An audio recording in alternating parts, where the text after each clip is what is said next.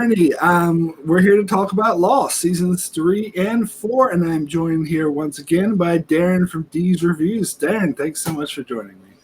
Thanks for having me, Mark. Had a blast chatting about the first two seasons, so really glad to get to jump back here and dive into 3 and 4 and the developing mysteries of the Lost universe. Really excited to get to jump back into here. Thanks again for letting me join you. And hi, everybody in the chat now and in the archives, of course, watching this later.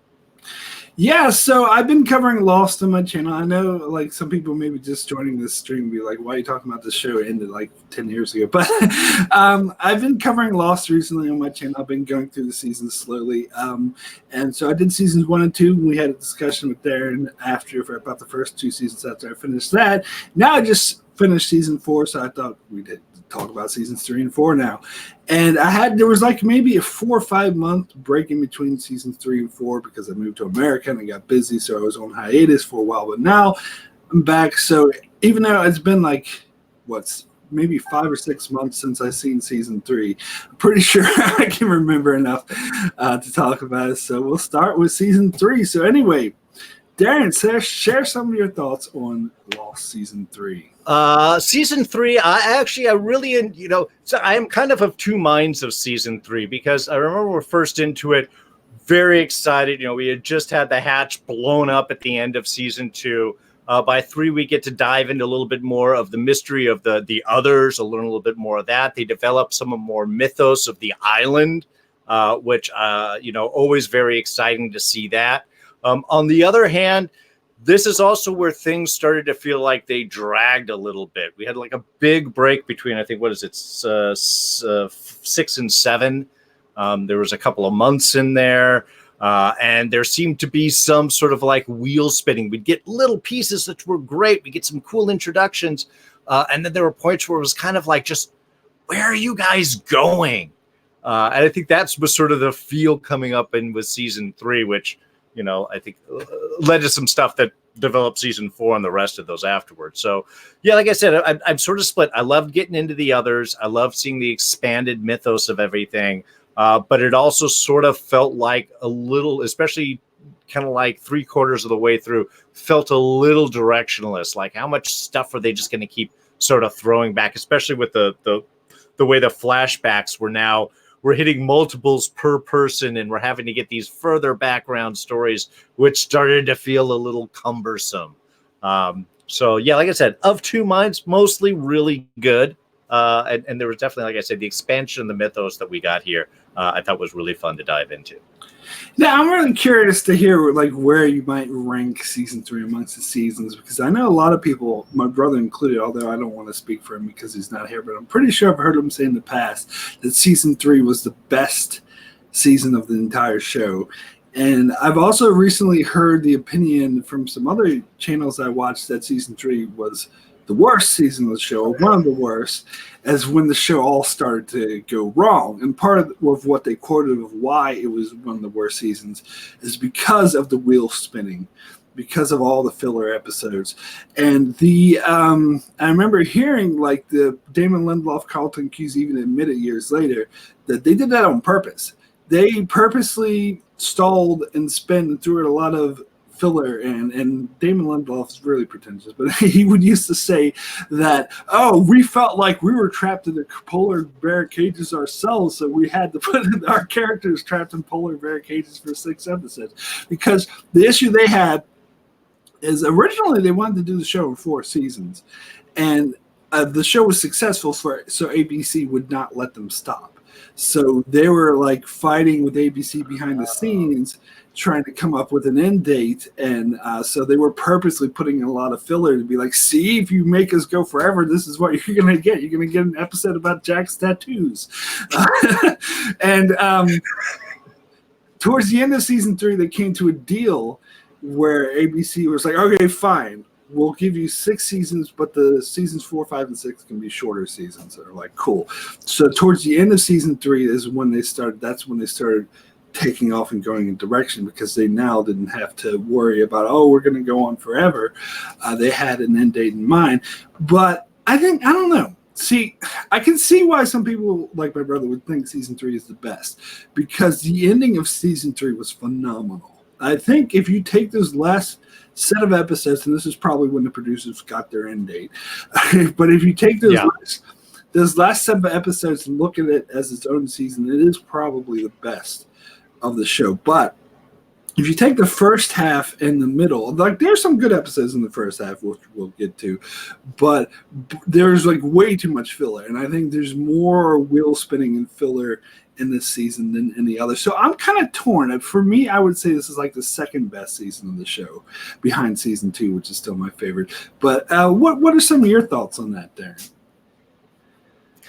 Yeah, I would completely agree with that, because it's like in the middle where it gets bogged down, and I know that we're probably talking a lot about the same episode as soon as we get to it, which is one of the more monumental filler episodes that has ever existed ever.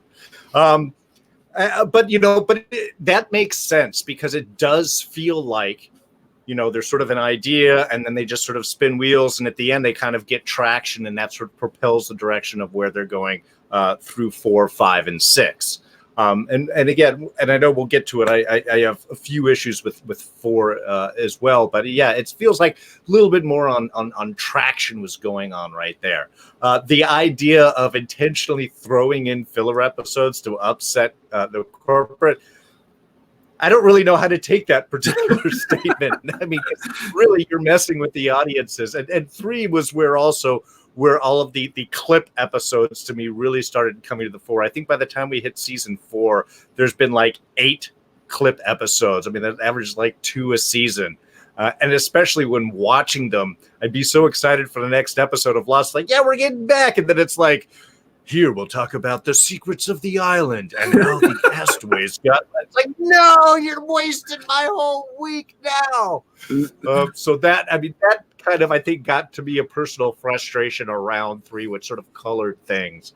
But yeah, if that was their plan, then they executed it well. From an audience standpoint, though, yeah, it's like you're giving me some great stuff, but you're also like smacking me in the face, and I'm not entirely sure where to put it. So yeah, putting it at 2 or maybe 3 for the arc of the whole show.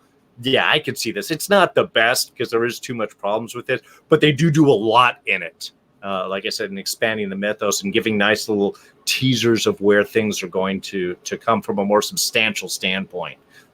So there was a lot of satisfaction in the episode too. So yeah, it is. It's like, which way do you want to lean in today? Yeah, exactly. And I just wanted to point out, Colonel Doomsday in the chat says writer's strike, but that's season 4, and we'll get to that when we cover season 4. And Norman Buckwald, I believe, it says the flashback rut, and that's a good point. That season 3 definitely had the worst flashbacks. Because they had pretty much expended all of the main characters' flashbacks in season 1 and 2. And so we were getting a lot of unnecessary flashbacks, not just the one with the tattoos, which we'll get to, but there was actually, I would say the majority of the flashbacks in here were totally worthless. and that's probably why they switched to flash forwards for season 4, which actually worked really well for season 4. And what they did in season 5 worked well for that, but what they did for season 6, they should have just went back to flashbacks. But we'll cover season 6 when we get there eventually. But anyway. Yeah, that's down the road.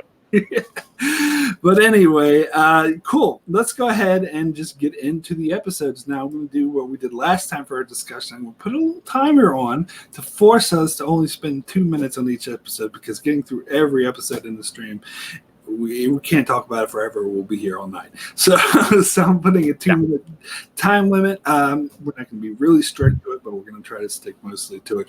So let's start with the first episode of the season, which is A Tale of Two Cities. Now, what I want to say about this episode is I thought it was, It was a good episode. Like, I love the beginning scene with the others. That was phenomenal. That was one of the best premiere shots where they showed the others were living in suburbia and you see the plane go out. And that was, I never predicted that. But the rest of the episode is kind of like, this is what they were talking about. It was kind of a rut. It was just Sawyer and Kate being in polar bear cages and serving coffee. It was a really slow, I think this episode could have been like 10 minutes, a part of another episode. And in retrospect, a lot of the writers talked about how ill-received this episode was because you only met up with 3 characters, which is why in future seasons they made a point to show every single character in the premiere of each season. But anyway, your thoughts, Darrin?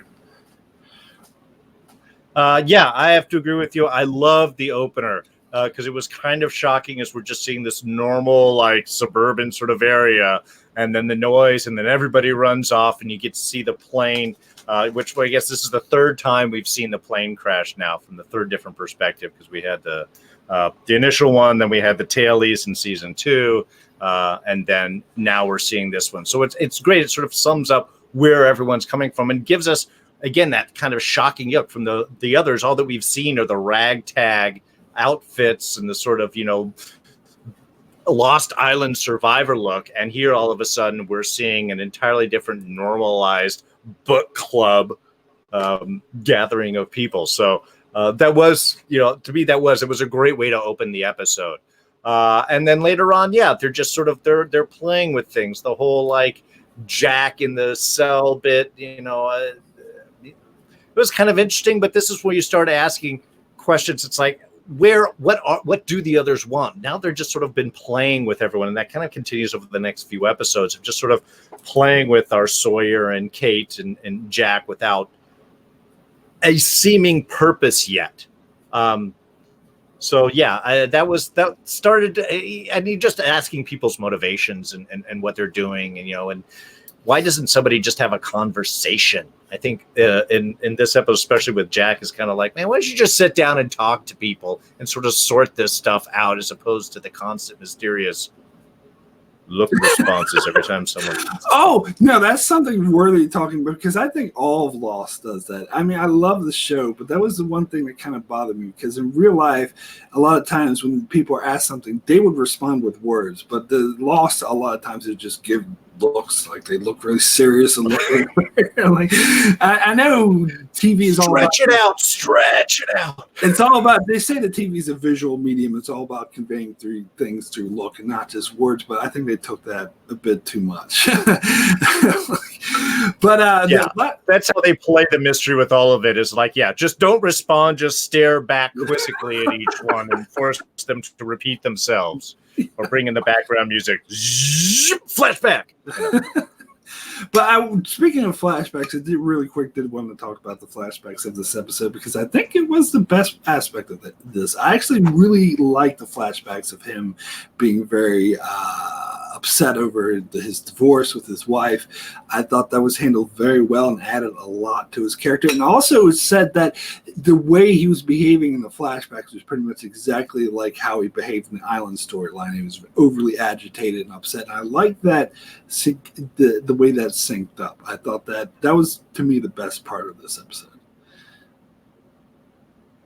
Yeah, it does give Jack a very consistent emotional through line through the episode, both in the back flashbacks and in the current forms. And also just showing a little bit of Jack's emotional instability, at times of pushing things too far, of leaping before he looks, especially the way that he dealt with his father there and accusing him of sleeping with his ex-wife. So I thought that was kind of a leap for him, but they've got a strained relationship, as we've seen over the previous couple seasons. So I guess that kind of excuses it. Cool. One last thing. Norman Buckwell in the chat says that Kate in the flower dress was a lame sex appeal, and I agree. And that's something they keep for several episodes. It's quite annoying. I wanted to do something nice because the next few weeks are going to be very unhappy for you. James Bondian. Welcome, Mrs. Kate. Please have a seat, have some breakfast. We'll be polite to each other before I begin the torture. Just silly. All right, let's move over to the next episode, which is the Glass Ballerina. Now, this episode, I really love the flashbacks of this episode, the Jin and Sun. Like, I think this is quintessential. Like, we've hinted that she was having an affair with this guy, but here they outright showed it. And then they had Sun's father found out, and he ordered Jin to kill the guy. So Jin went to kill the guy, not even knowing that the guy was cheating on his wife. And he spared him because he was totally against killing people, and he killed himself. and I think Sun probably blamed Jin for his death, not knowing that Jin refused to do it. And I don't know, I just love the flashback so much. But the island storyline, like the stuff with Sawyer and Kate breaking rocks, again, we have to see Kate in a flower dress and Sawyer kisses her, and I didn't care for any of that. And the storyline with Saeed and the boat, the others trying to take the boat, that really pissed me off. And I'll tell you why. It's because I was sick of the others always winning. The others seemed invincible, unstoppable, and I was just, this is just more of them others always winning. And I just didn't like it. But anyway, your thoughts on this episode, Darrin?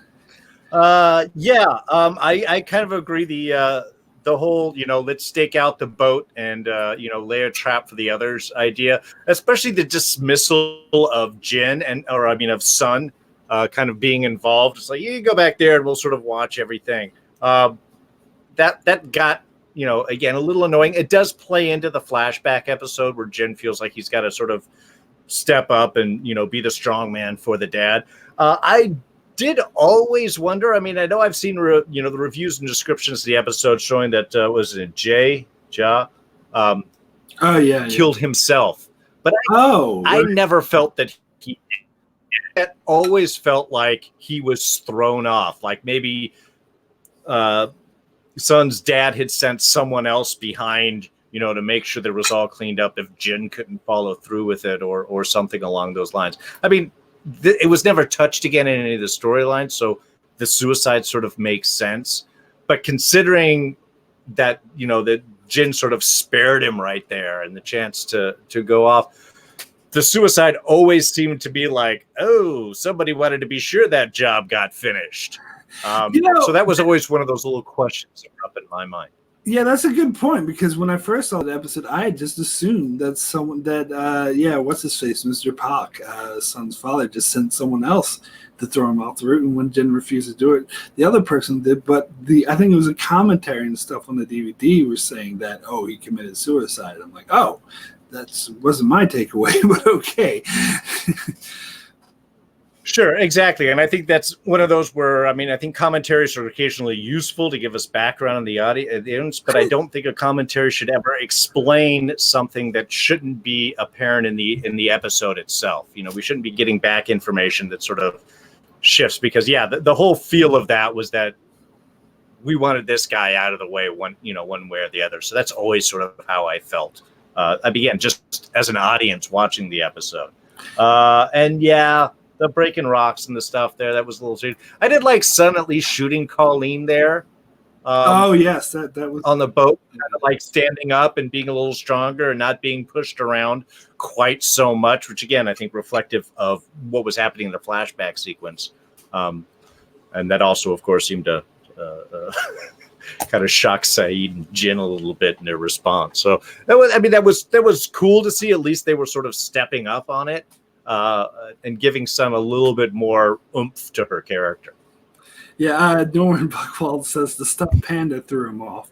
I think talking about Jay, but we'll get to the stuffed panda eventually. Don't you worry, I have a lot to say about that. But anyway, also, I know we're using a new stream. I'm not getting any of the chat stuff, so if there are questions and I'm not responding, I'm not seeing. I'm going to see if I can reboot something or get something else. Right. Just a heads up to the okay.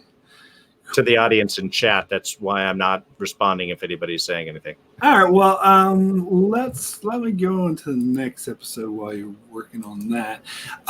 Which is further instructions, and this I think when my brother did his video, he called this one of the five worst episodes of the entire show, and I think I'd have to agree with that. I think I might put it in my worst list. I think this. I remember when I was first watching this, I was emailing with my brother a lot, and he told me this great theory about what he thought was going to happen in this episode. It's like going to be this epic flashback. We find out how Locke got in a wheelchair, and Mr. Echo's going to be involved, and it's going to be great. His idea was like a billion times better than what we actually got. This was silly. Locke was just like, oh, I had to talk to the island, and he has like the vision of Boone was good cinematography, good music. Like I love the music that was playing under it, but the actual like, oh, you have to save Mr. Echo from the polar bears. That's so dumb. Like whenever they involve like the polar bears in the show, it's always like really like this doesn't make sense. Like they were treating the polar bear like it was that monster from The Empire Strikes Back from the ice cave that had Luke. It's like, oh, it has Mr. Echo trapped in the cave and you have to go. That's not how polar bears work. And like the flashbacks were a complete waste of time. This is what I'm talking about the filler meandering flashbacks is that added absolutely nothing to Locke's story. It could have been cut out entirely. Anyway, Darrin, your thoughts on this episode? Yeah, you're hitting the nail on the head right there. I completely agree. This is, of course, also what we're seeing, the post residue of everyone surviving the hatch explosion, which, of course, we were assuming would have killed several people. At the very least, Desmond, all it seemed to have done is blown his clothes off. Yes, is the result of an electromagnetic explosion. Makes total sense. I mean, that was, again, it was kind of funny in that sense of like, oh, but it was also, it raises a lot of questions. And when we get to see a little bit more of what Desmond's effect on there. But yeah, this is another one where it's like, we spent some time in the first episode just watching three people. So now I guess we got to go back and figure out what happened with the whole hatch explosion. So, I mean, it makes sense why they had to catch this up. But yeah, it didn't feel like it went much of anywhere. They could have done a much better job catching us up. And I will say about the whole hatch implosion thing, this is one of the excuses where they said, oh, the island did it, so why like Mr. Echo and Locke and Desmond just happened to be okay. And I'm actually okay with this use. It is a bit silly, but I think there are instances later on that really pissed me off when they used the island did it excuse. So I was actually kind of okay with this one. All right, cool. So let's go ahead and move on to the next episode, which is, what is it? Every Man for Himself. And I'll let you go first, Darrin. What did you think of this one? Yeah, I mean, this was another one where there, we have the others sort of, and Ben playing the mind games. This is where Sawyer gets the pacemaker installed to keep his heart rate low to try and keep him in line and keep him from fighting, which we end up being, was all just sort of a ruse and such. Which again it's an interesting discussion, interesting way of sort of throwing stuff in. But yeah, again, to me, this is just a more, I don't think that this really developed anything anywhere outside of seeing, kind of trying to keep Sawyer and Kate and stuff in check. And then it's just with flashback. So yeah, Nolan Conning, and this is where we get the insight of into Sawyer's daughter and such, which again is good kind of background, I think, but it's not an episode again that really stood out so much for me. Yeah, I kind of feel the same way. It was this is another. I think a lot of people thought the first 6 episodes dragged, and it did seem this episode did drag a lot. It was kind of just dragging their feet, wasting their time with. I mean, I did kind of like the Sawyer flashbacks, and I love that it sets up the fact that he had a daughter with Cassidy, who appeared in season 2. So that I thought was pretty cool.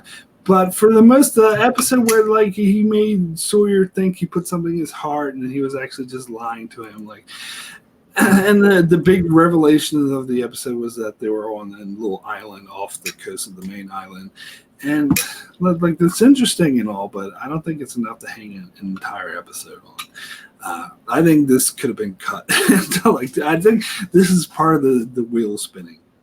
Yeah. Well, this is another one where you probably have taken 2, 3, and 4 as much and just almost squeezed them all in together. Yes. Maybe 1 and 2 into 1 and 3 into 4 into 1, and just kind of cut out the extraneous stuff. Because the reveal that they were on, when he sees we're far away from this other island, that's your island, we're somewhere else. Again, it's cool. It expands the mythos a little bit, but you can see that this is only playing to give us a new challenge for these guys and their escape. Now you can't run away. Now you got to find a boat first. Yeah. And I like Cardinal Doomsday in the chat says, Island did it, a wizard did it, tomato. Yeah, basically. It's the same thing. All right, cool. So let's go ahead and move over to the next episode, which is the cost of living. And I'll let you go first again, Darren. What are your thoughts on the cost of living?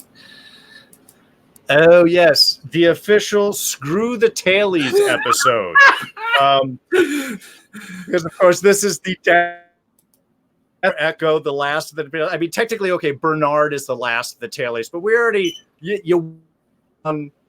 at the very beginning, through 2, you killed everybody else. At 3, you killed Lizzie and Ana Lucia. So at this point we've got at least one good strong character with Mr. Echo, and it's one of those where we always wonder, is like, does the actor ask to leave?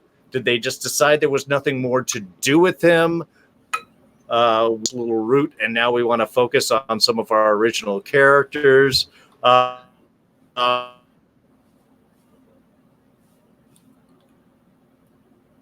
don't know. Is that me or is that everyone else? Jeez, Darren, screw the Tailies. Shit. Hello. There we go. Hi, everyone. Sorry, I had a cut out there for a minute. I couldn't tell who cut out, if it was me or you. Yeah, I couldn't tell. It was just black on my screen. So thank you for your patience, audience. Okay. So, in the chat that said Bernard is a Tailian. That's true. Don't forget about he's the last of the Tailies. But also, Rose's husband, he does a few things later on, but Bernard is not a real big, impactful character. We're not seeing a lot of flashback episodes with the history of Bernard. So, that's true. However, we got some identity on the smoke monster. Here we see that the smoke monster and the people that are appearing dead on the island are one and the same. That the smoke monster is able to take the form of dead people, and thus able to sort of influence things. So we do get a nice, I think, revelation in with that. This is the first time we really get to identify what the smoke monster is and how it sort of pretends, and that it is intentionally sort of messing with people on the island and trying to get them to do things. So from a mythos standpoint, we did get some good expansion on that. But outside of that, it was pretty much like, all right, we got to narrow the cast down. There's a lot of narrowing of the cast down over the next 2 seasons, I think. The smoke monster sees dead people. Anyway, and there's something I forgot to mention at the top of the video, and I might as well mention it now. And I think you're already aware of this, Darren, but we're going to steer clear of spoilers beyond season 4. Okay. Respectful for those who haven't seen beyond season 4. But as far as this, actually, the actor who played Mr. Echo did quit the show. So that is why they wrote the character off, because I believe his father had passed away, and he was sick of living in Hawaii, so he left the show. And the writers actually had like a whole character arc for him. And apparently, I read that they gave some of the storyline they had for him to Locke in the future seasons, which is interesting. Okay. Yeah, see, that makes all sense. That all makes sense.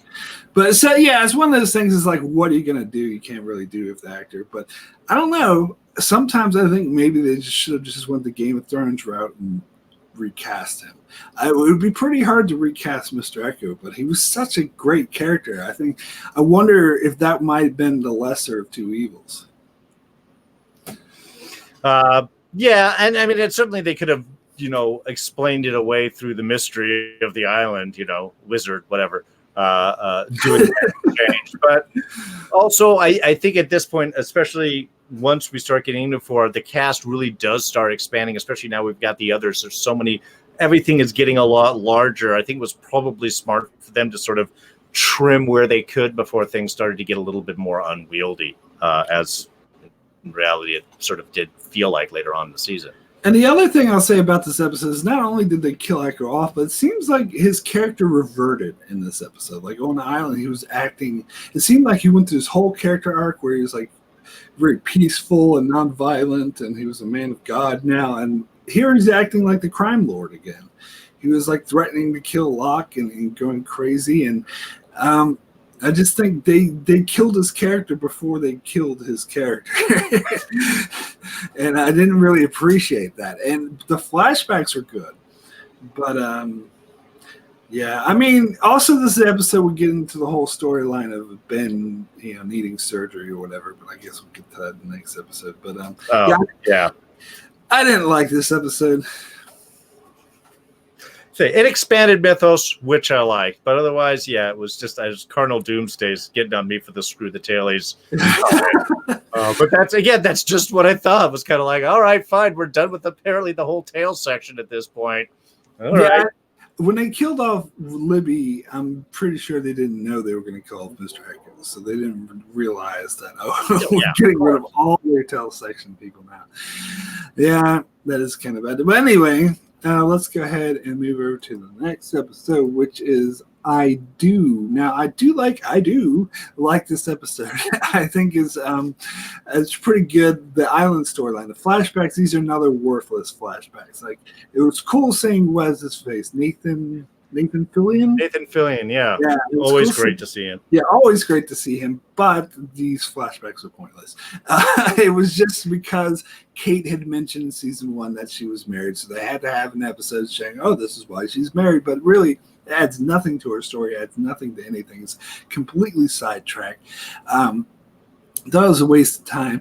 But of course, the island storyline was very exciting with Jack wanting to, Ben wanting to do Jack to do the surgery on him, and Juliet. I think it was a previous episode where Juliet had the tape where she was like showing these flashcards that said like "Let Ben die" while she was saying something different when she was talking to him. Like, that was really cool. So it set up this really cool dynamic. And then of course that thing with Pickett wanting to kill Sawyer because his wife Colleen got killed, and so he's blaming Sawyer for some reason. I don't know. That was a smidgen contrived, but I was mostly on board with it. And the ending was like super intense. I thought, so this was like the mid-season cliffhanger, because as you said before, there was like a 3 or 4 months break between this episode and the next, and they did that on purpose. But they realized afterwards it was a mistake, so that's why they never did it again. And well, not on purpose. Season 4 they did it again, but that wasn't on purpose. Yeah. But I thought it was a really effective cliffhanger. The way Jack fooled Ben and fooled him, and was going to let Ben die and going to force Kate then to let Kate and Sawyer go. In that part where he's on the walk and he's going, "Damn it, Kate, run!" Like, I love that. That was super intense. But anyway, your thoughts on this one?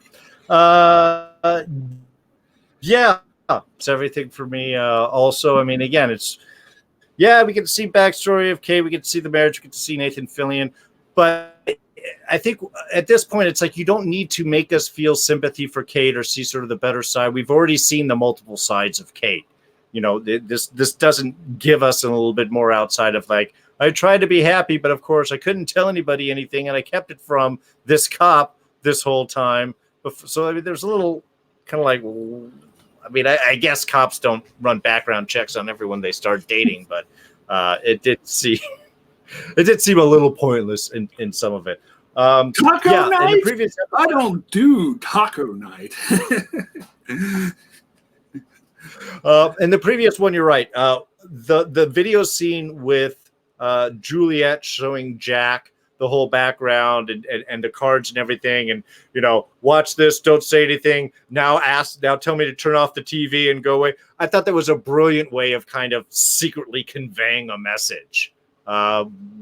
Where she was able to film all this stuff, I don't know. I'm sure they have videotapes on the island and they're able to do that.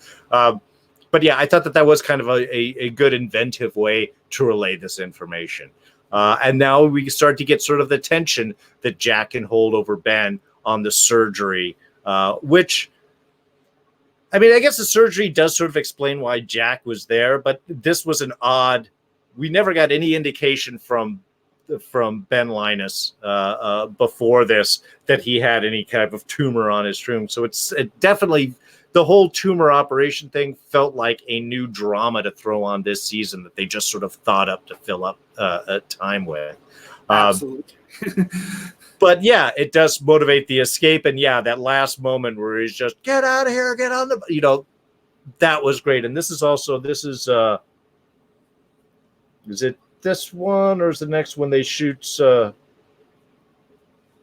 Lost my, no, I think that's the next one when they do all that. Yeah. Which I won't jump until we get into it. But yeah, I thought that there was it was a good episode. It did move storyline forward, at least.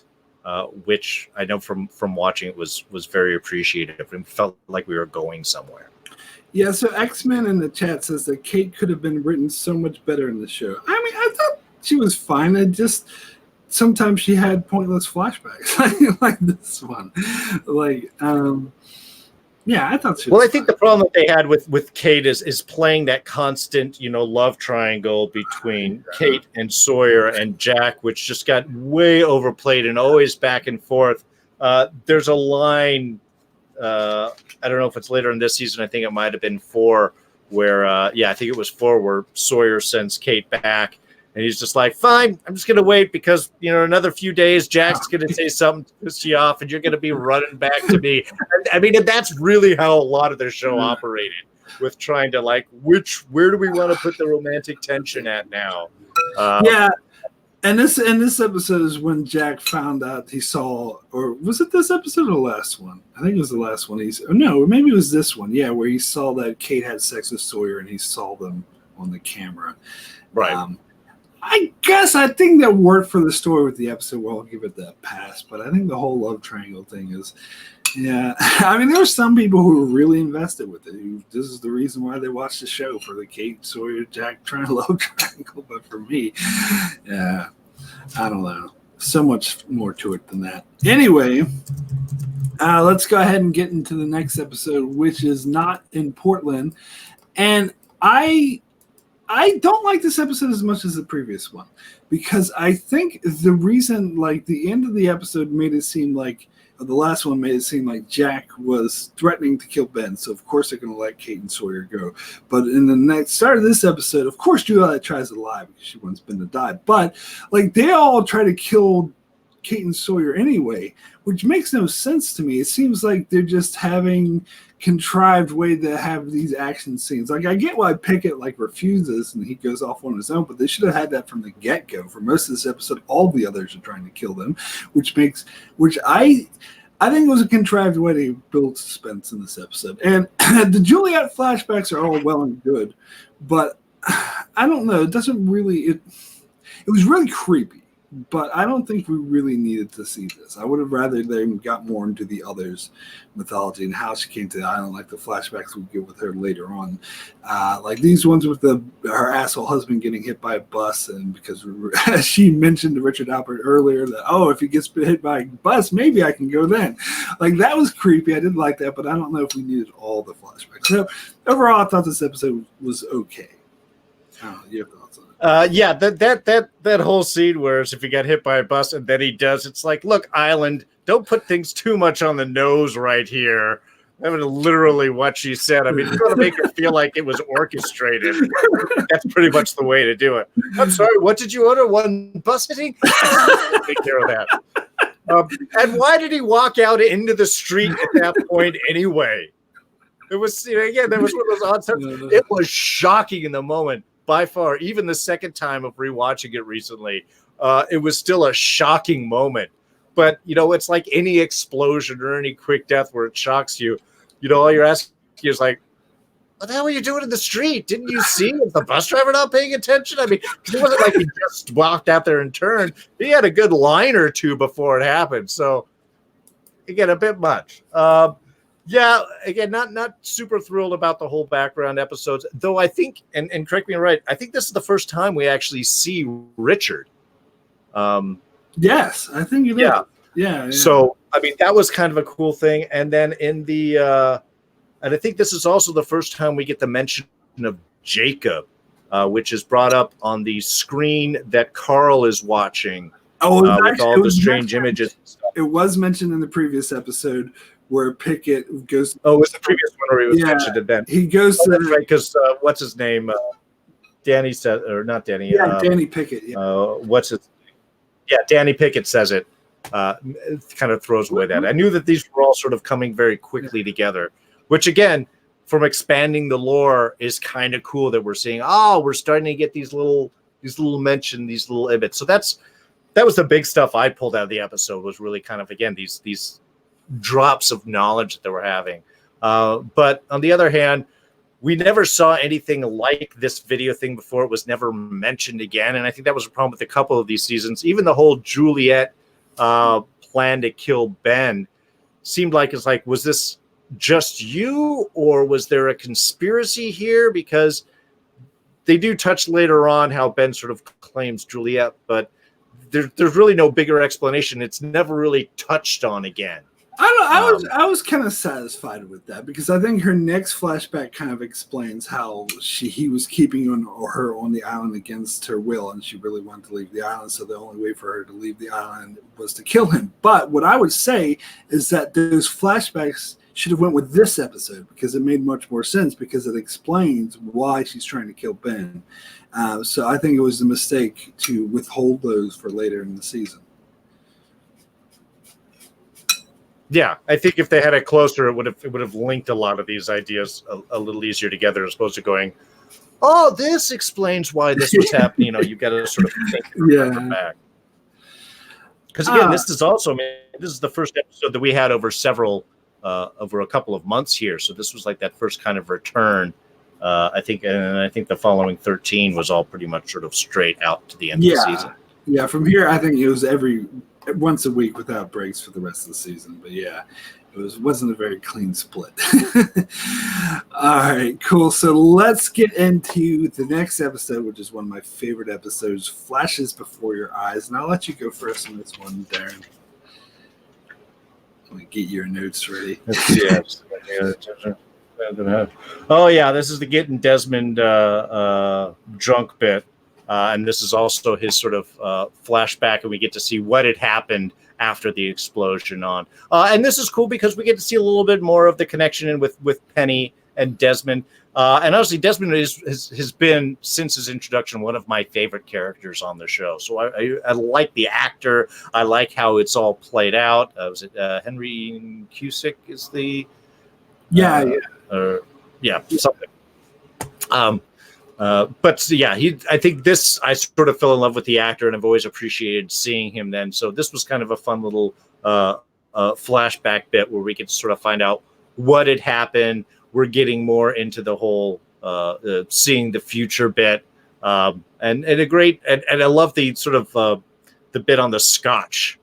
Yeah, how he doesn't want to have that, and then he finds out that's the exact scotch where he was sort of denied by Penny's dad because he's not good enough for this type of scotch.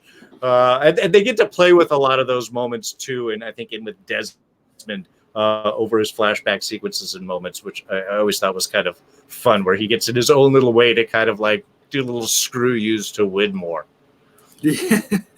Yeah, this is the first time they really did a time travel episode. And I think this is one of the best. I think the use of time travel here was really well. I love how he didn't, instead of having a flashback, he actually went back. It was he kind of remembered what the future kind of didn't. I love that connection where he would see, and the writers even pointed this out, that a lot of times in flashbacks, we'd see other characters that they meet on the island, or we'd see references to the numbers and stuff, but no one would get that because it's in the flashback. But here, Desmond actually gets it. It's like, wait, 8:15, and he recognizes the numbers, and he sees Charlie, and he recognizes him. I really love that. That was done so well. I think this is one of my favorite episodes. I absolutely love it, especially the use of Eloise Hawkins. in this episode. Like the way she appears and she knows the thing of time travel. She's like, oh, that man has red shoes. And then he dies shortly. Like that was one of the most effectively creepy scenes I've ever seen in the whole, and how she's insisting that he can't change the future, that he needs to just go break up with Penny because that's what he did before and he's doomed to live. And then it was such a tragic story too, the way he didn't want to relive the biggest mistake in his life and he was forced to, and he goes back to the present and he looks at the picture of Penny. He's like, please let me go back. Like that, I think, is one of the most heartbreaking moments of the entire show. Yeah. And you're right that it is sort of very cool with the whole rules of time travel that sort of Desmond learns on this, or, you know, seeing through time, is that you can't change. And she specifically says, if you saved him now, then he'd get hit by a bus later on. If you save him from that one, then this will happen, which totally plays in the whole Charlie storyline throughout the latter half of the season, which I think is kind of perfect, teaching Desmond this lesson and showing him why he can't really permanently alter things. And yeah, that was a super whole creepy scene, especially because she's like, no, you're not supposed to buy this. You're supposed to do this. Yeah. What? I mean, I think that was kind of the cool thing, because even for Desmond, you know, he's jumping and his mind is still trying to grasp the reality. I think we lost Darrin again. Hopefully, I think you guys can still hear me. I'm assuming. There we go. Okay, back. Back. So yeah, that was a really super cool sequence, and yeah, one of the better uses of mental time travel that we've seen, especially when he thinks that he can predict what's going to happen. Oh yeah, but he's thinking of the wrong night or the wrong time, the wrong game that he was watching, and then it sort of comes in. That was a really cool little bit too, where he tries to alter things, and then finds out that again that he can't, because he's thinking of something else. It was so awesome though that when he did figure out, when he went to the right night, he's like, wait, I just had the wrong night. I can't change things, and boom, he's back in the present. Like that was yeah. It's really that's like, aha, I can't. Screw you, no, you can't. Yeah. All right, cool. So let's go ahead and move over. Oh God. Let's move over to the next episode, which is Stranger in the Strange Land. And your favorite flashback. I think this is the worst episode. When I did my review on this, I was ranting, yelling, and screaming. I think this is the worst episode of the show. It's not just the flashback. I think the island storyline is useless. I think they could have scrapped this whole thing. The whole thing about Juliet being put on trial and then being marked, and that mark is referenced so much in the future. Like this is so everything is in. Yeah, sure. It was an episode. No, never. No. Yeah. And like, why would they put Juliet on trial for killing Pickett? Because by killing Pickett, she saved Ben's life. So it makes no fucking sense that they would put her on trial for saving Ben's life. And Ben ordered her to freaking let Kate and Sawyer go. So I don't know. It was, the whole thing seemed like a total excuse. And of course, you had the Carl scenes with. I never liked Carl. I didn't talk about how useless I thought Carl was, and with Sawyer and Kate, and Sawyer's trying to make Carl feel better. Like, who gives a fuck? But then the flashbacks are, this is like Lost at its worst. This is Lost doing its like mysterious, what's going on here? The worst example. It's like the worst possible way it could do that, because who the fuck cares? Nothing in these flashbacks makes any sense, and none of it's ever explained, but none of it matters. This whole thing. Anyway, Darrin, you go before I lose it. Yeah, well, but I think this is perfectly endemic of why there are split moods on this season, because the episode right before this is one of your favorites, and this one is one of your least favorite. I mean, and I think that's the problem. I think I dislike 14 expose a little bit more. We get to that, we'll talk all about that. But yeah, this was just. You're right. It's a pointless bit. Bennett ordered, we got to let Kate and Sawyer go. Danny's trying to stop that, trying to kill for some personal thing, blame him for Colleen, even though Sawyer didn't even do anything with Colleen. And then they're mad at Kate for shooting Dan. I mean, again, if he didn't, and then they got killed, then Ben would be dead. So yeah, the whole trial bit is really kind of pointless. You're right. The mark's never referenced again. The whole tattoo flashback. Okay, great, Jack. You had a great island adventure out in the South Pacific. That's awesome. But even his whole confrontation with the tattoo artist when he's drunk and is like, "So this is what you've been doing? You've been tattooing other people? Well, tattoo me. Yeah, tell me what." I mean, it was just even the whole anger and the getting beat up by the brother and then being thrown at it was just, yeah, it was all the whole conflict there on both sides was dumb. Couple of things, like the part where Jack made her give him a tattoo, that had an uncomfortable feeling of sexual assault in that scene, first of all. And second of all, when the next day when her brother goes up and it's like, he's like, "Hey, I know you." Jack should be well aware that he's about to get his ass kicked. Like he's acting all obtuse, like, "Oh, hi, how's it going?" And he's surprised when his brother's pissed off. Of course he's gonna be pissed off. Like this whole episode was so ill-conceived. Nobody gives a fuck about Jack's tattoos except for the producers, because you hear them talking about this in the season 1, season 2 DVD. It's like, "Oh, why does Jack have these tattoos? Oh, what?" And nobody cares. Nobody even notices the fucking tattoos. It doesn't matter. Yeah, no. Tattoos should have a goal and an interesting story that relates, but outside of it just saying, "Well, it reveals who you are," but you can't read it, someone else will eventually down the road, so it'll tie into a 2-second story arc. Yeah, that's if you want to do something, make it interesting. This was not. Absolutely. All right, enough of this crappy episode. Let's move on to the next episode, which is Trisha Tanaka is Dead. And this is another one of my least favorite episodes of the season. I thought it was kind of fun. You get to some funny Hurley moments, like seeing Sawyer and Hurley drink beer. And it's like, "Hey, Skeletor, the bottom's up." Like, that's kind of funny. But we I think this could have easily been a side plot in an episode about something else. I think we didn't need a whole episode about Hurley trying to fix the van. And that whole stakes of Hurley risking his life to get the van started, that's so dumb. That doesn't matter. And the flashbacks where they introduce Hurley's father, I think these are also unnecessary. Do we really need another whatchamacallit, disgruntled father story where we have a father who's an asshole to his son? They have enough of those in Lost already. But anyway, Darrin, your thoughts? Well, yeah, I guess this is let's reinforce how cursed the money is from the numbers and everything like that. I mean, it is kind of funny when Trisha Tanaka gets killed in his chicken restaurant. I mean, again, it's another one of those shocking moments of and in fact, even maybe a little comical, but doesn't really contribute to a whole lot after that. Yeah, the let's rebuild the van because I remember rebuilding my car with my dad when I was younger type thing. Okay, and sure, who doesn't want to take a joyride around a mysterious island in a van that you have found? But let's be honest, that beer would not be drinkable. I don't care what it's made from. It's been there for how long at this point? I don't. None of that really kind of made sense. I at least have somebody "Oh my God, this is the worst thing." I guess you can drink it because it's all the beer that you have, but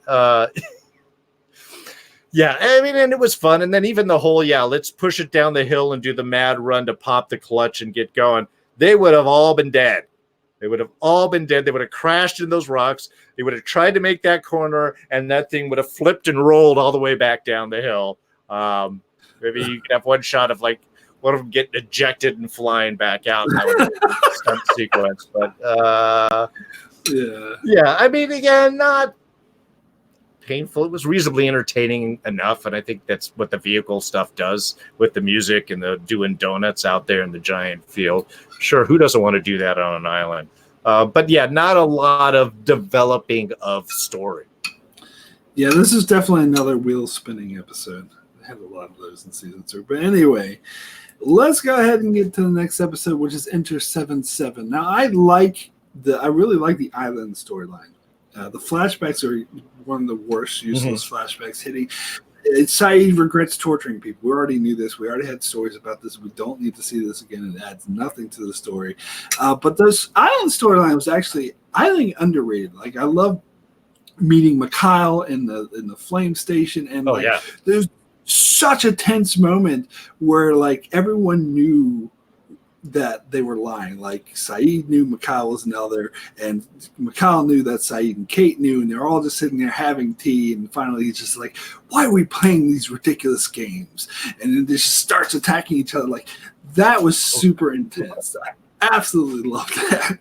But anyway, some of your thoughts, Darrin. I completely agree. I loved Mikhail as a character. I loved how they sort of played with that and the questions sort of back and forth. And again, it's one of those where you're really seeing how the others how smart they are. I always love when we have smart villains, and I think Mikhail really illustrates one very poignantly in here, of someone who can play the game and yet be observant and isn't going to be dragged around for too long. Yeah, when he does that reveal of like, "Should we stop playing games?" I mean, that was awesome. Now, I think I did get a little frustrated with Locke, like just playing with the computer in the back in the chess game and stuff. It's kind of like, it's another one of those where you go from being smart to being dumb. Why would you just randomly start messing around with this thing on an island where stuff is just all messed up? That was one of those where I was a little perplexed at Locke's motivation in with that. And I think the discovery of the C4 in the basement was also one of those surprising reveals, because they're looking around and then they show and then they pan out and it's like obviously everywhere. That should have been the first thing. Nobody inspects places anymore. It's like the last thing they do is sort of look around. What you got, Mikhail? You should have done. They did a full inspection of everything. How did you miss the blocks of C4 all up along the walls right there? And again, especially playing with the computer connection in game. Should we instigate this, contingency scenario? Yes. Well, this has been lost. Well, let me just press yes. You don't just keep pressing yes on keyboards on this. Bad things happen. It shows that at least they stole a block of C4. I've heard a lot of cases that the Dharma Initiative were irresponsible and reckless, and I think this is an instance of that. First of all, how ridiculous is it that in order to communicate, to get to this program, you have to win a chess game? Like, that seems a bit time-consuming. And then secondly, like, it says, if there's been incursion by the others, enter 7-7. I think they should give you some kind of warning that you're going to blow up the whole fucking place that you're standing in. I think it's really reckless. So, yeah. But I still love this episode, or at least the island storyline. That was really good. Okay, so let's go ahead and move over to the next episode, which is Par Avion. So, Darrin, if you want to go first on this Claire episode. This is again when we find out I do have one question that this sort of raised up with me is the actor who plays Christian. He must be loved by the producers or directors. He must know people, because I think at this point he has like half of the episodes and half of the flashbacks he is in some form or another, it seems. He's in Jack's flashbacks. He's in Claire's flashbacks. He's related to everybody. And to me, this is where they're working so hard to try and make connections, and they're finding something to do with a lot of these flashback episodes, that it starts to get really overused. I mean, sure, it explains why Christian was in Australia and so on, which is, I guess, good development of lore. But it really felt like they were trying to really working to make connections, to do things, to do all this background stuff. It's interesting when you see one guy in the back of the who was it in this that you saw? I think it was Sawyer in the police station, just kind of going in through the background. Can't remember which one. When they do small stuff like that, that's kind of interesting. But here, when they're overly working, like, no, there's these deep-seated connections between all these characters that none of them ever realized over the past few years, that I think it's a little overused. And that was kind of the big hit that I took off of these particular flashbacks. Yeah, I didn't mind some. I mean, I didn't. Everyone pretty much I knew predicted that Christian was Claire's father before it was revealed because it was kind of obvious from that one episode. He went to Australia saying, "Let me speak to my daughter." I'm like, "What? Who could his Oh, daughter that's be true. from Australia?"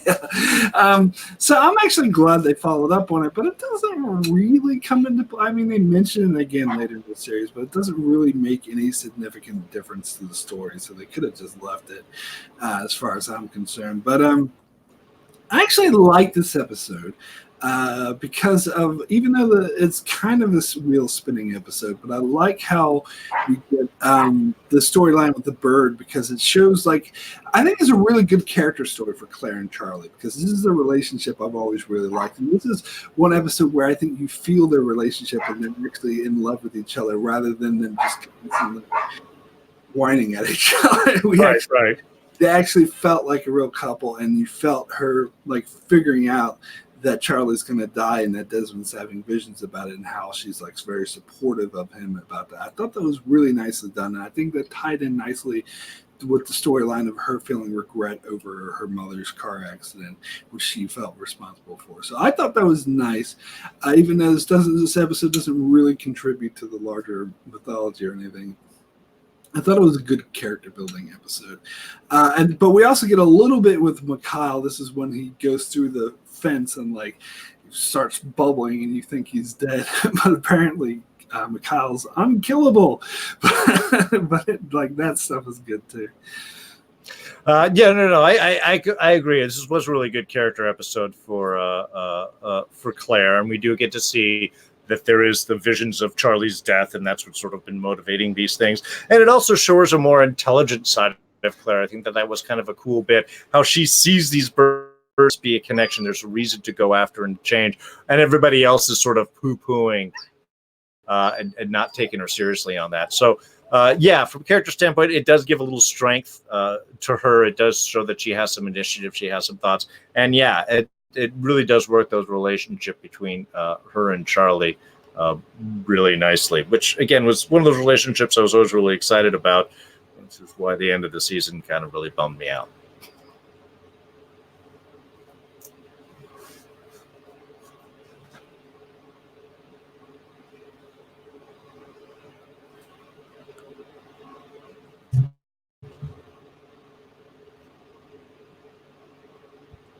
I am not hearing you. I don't know. Yeah, I was muted. Sorry. Oh, okay. All right. Figured that out. Okay. So let's move on to the next episode, which is The Man from Tallahassee. So this is the classic episode where we finally find out what happened to Locke, how to get into the wheelchair. This is something people have been wondering for forever. And it was quite a powerful episode. And on storyline, the On Island story was really great as well because you had the whole cat and mouse game with, Locke shows up at the other's camp, but he has a hidden agenda. He wants to blow up the submarine, and he like kidnaps Ben. And you get some great like Ben and Locke moments, like like I love the moment where Locke goes to Ben and is like, the man from Tallahassee, is that a code? He's like, no, John, I don't have a code for it. There's a man in the closet holding a gun to my daughter's head. But obviously I should. Like lines like that were just like brilliant. And of course we find out that it was his father that threw him off a roof trying to kill him. This how he ended up paralyzed. This made his story completely tragic. So yeah, a great episode. Anyway, Darren, your thoughts? Yeah, and you're right. This is another perfect example. One of the best dynamics I think that repeats constantly through the show is the dynamics between Ben and Locke. How there's a constant kind of push-pull. We're giving information, we're withholding information, we're teasing, we're threatening. How much of this is sincere and how much of this is manipulation. I think the two of them play off of each other really well and do a great job of constantly putting each other in the strong position and in the weak. One's dominant, one's submissive, and they keep switching those kind of constantly. It's one of the dynamics, like I said, I really enjoy in this, and especially the putting against Locke's past, where he confronts his dad, he gets pushed out a window, survives an 8-story fall, landing onto his back. Island's been watching Locke for a while, apparently. The tragedy of that, and definitely the last cascading connection between him and his father, and tied with a position where Locke is totally in charge and knows exactly what he's doing and is willing to sacrifice in the hard moves in order to get to where he wants. So, playing between, I think that was, again, one of those strengths. Sometimes the flashbacks reinforce the character arc emotionally that is happening on the island. In this, they were the exact opposites, but they bolstered, I think, both storylines of not only the intensity of the trauma and who Locke was and everything that he was lost and how much he was willing to give up a lot of his own personal strengths in the search for emotional connection. Where here on the island, it's the exact opposite. He knows exactly what he's doing. He knows who he's playing with. He knows what his goal is, and he knows what it is that he has to do in order to reach it. I think that really kind of a strong dichotomy, I think, between both the flashback and the island storylines. Yeah, it was a great Locke episode. It's like his whole storyline came full circle in this episode. Anyway, let's go ahead and move over to the next episode, which is Expose. Oh, yes. I actually didn't mind this episode. I know a lot of people hate it. I think you might be one of them, Darrin. I thought it was okay. It was definitely a wheel-spinning episode, to be sure. But I thought it was a fun episode. I actually enjoyed. Now, I want to talk about Nikki and Paulo because a lot of people hate them with a passion. They can't stand them. I didn't mind them, but that's because I really like the idea. The concept of Nikki and Paulo, I think, was a cool concept, but its execution had a lot to be desired. I think part of the reason why it wasn't Damon Lindelof and Carlton Cuse, it was these other writers I can't think of, and it was their idea to have Nikki and Paulo, and I don't think Damon Lindelof ever fully supported it. I don't think they ever fully got behind it, and so they kind of, because if you watch the season 3 DVD, there are a lot of deleted scenes, particularly one in this episode, which is my favorite scene in the episode, and they deleted it, which I think is outrageous because it was an awesome scene. It was a flashback of Nikki and Paulo when the purple sky moment happened at the end of season 2 when the Desmond turned the failsafe key and Nikki was freaking out, what is going on? Because that seems like a natural occurrence. If you're just sitting on the island, you're not one of the leads like Jack and Charlie who knows what's going on, you're going to freak out when something like that happens. And I thought it was a great moment for her character because she decided that she needed to stop worrying about the diamonds. It was a turning point in her whole character story, and they cut it out of the fucking episode. To me, it's like they were sabotaging Nikki and Paulo's storyline, so they never should have done it if they were never going to commit, and that's why I think it failed. I think it was a good idea, but part of the reason why is they should have had 2 characters who appeared in season 1 and 2. They could have just been in the background or wherever, but having 2 characters pop up in the season 3 premiere and you have no idea, they just come out of nowhere and they act like the normal characters. It's like, who the fuck are you? It seems like that TV trope that Rick and Morty were making fun of, where they just introduced, this is Uncle Bob. We know Uncle Bob. And that's why I think it was lauded, and I think that's why people despise these characters. And originally, they had a different storyline. I was just reading about this planned out for these characters, but David Lindelof saw how much everyone hated them, so they changed them and killed them off in this episode. And that's what I think why their storyline failed, was because they didn't try. It's because it was being sabotaged from within. But anyway, Darrin, your thoughts on this episode? Well, again, to me, it's a pointless episode. If they had included that scene where she is reacting and it shows how she's responding and not thinking about the diamonds and so on, that gives her a little bit of an arc that maybe she falls back on, that might have made things a little bit more interesting. Now, watching it was one of those where it was kind of like, oh, okay, so you're taking these characters that we've just sort of seen in the background off and on through the season, and we're giving them, this is what they were doing at the time. So, I mean, in some ways, that was kind of interesting. It's kind of like there's a Star Trek episode, was it Lower Decks, where they talk about the episodes of what's going on with all of. Hold on, I just want to point out that the writers cited that episode as inspiration for this episode. Oh. So, yeah. Okay. Well, like I say, it's kind of interesting where you get to see these other characters and, and what's going on with their life. You almost get like a Rosencrantz and Guildenstern ideas. Yeah, we've only seen them when they've interacted with Hamlet, but what's happening when he's not with Hamlet? which is kind of interesting, and it shows some moments like in the one hatch with all the screens and stuff like this of why they found this and what was going on. So I mean, in some ways, it did sort of expand some of these concepts, which were an interesting thought. But because nothing goes anywhere, we finally meet them, and then they die at the end. And the whole fact, the reveal that they were paralyzed was great, but it only reinforced the fact is that nobody checks a pulse. I mean, they were paralyzed; they couldn't move, but they weren't dead. I mean, it's like, oh, we found some bodies. All right, well, I guess we'll just bury them and throw them in, but nobody's checking anything.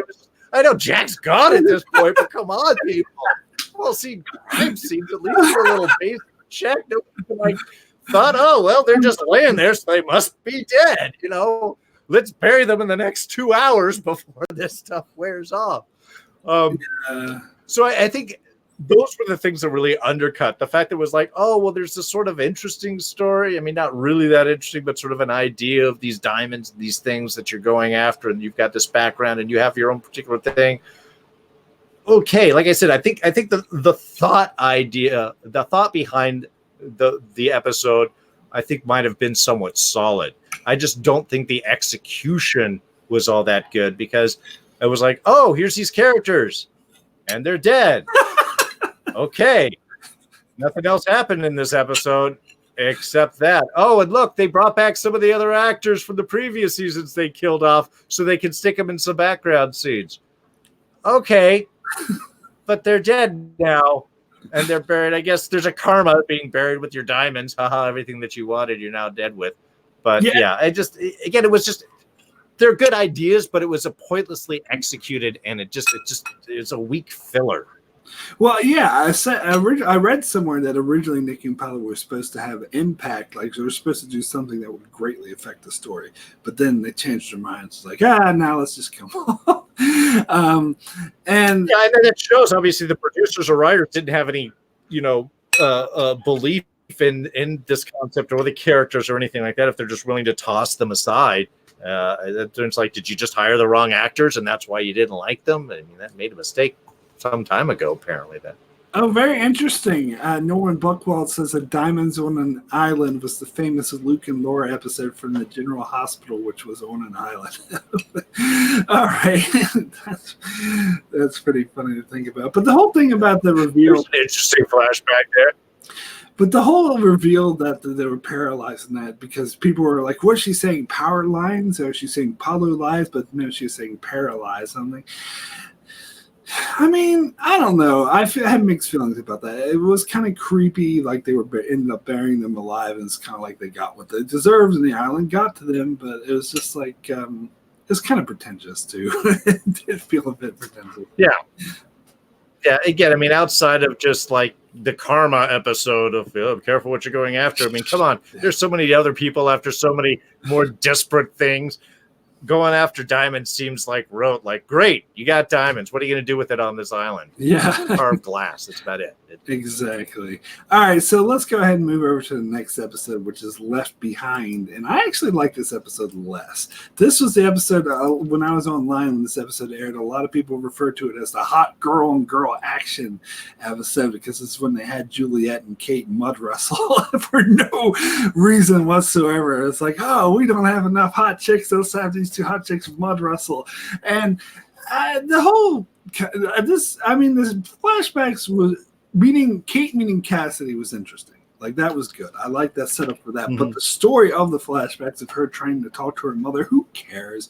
It was and it felt really contrived the way her mother says at the end of the flashback, she's like, oh, if I see you again, I'm going to call for help, which is a callback to season 1 flashback when she called for help. But in that flashback, you could tell that she was genuinely terrified and she was kind of incoherent because she was sick.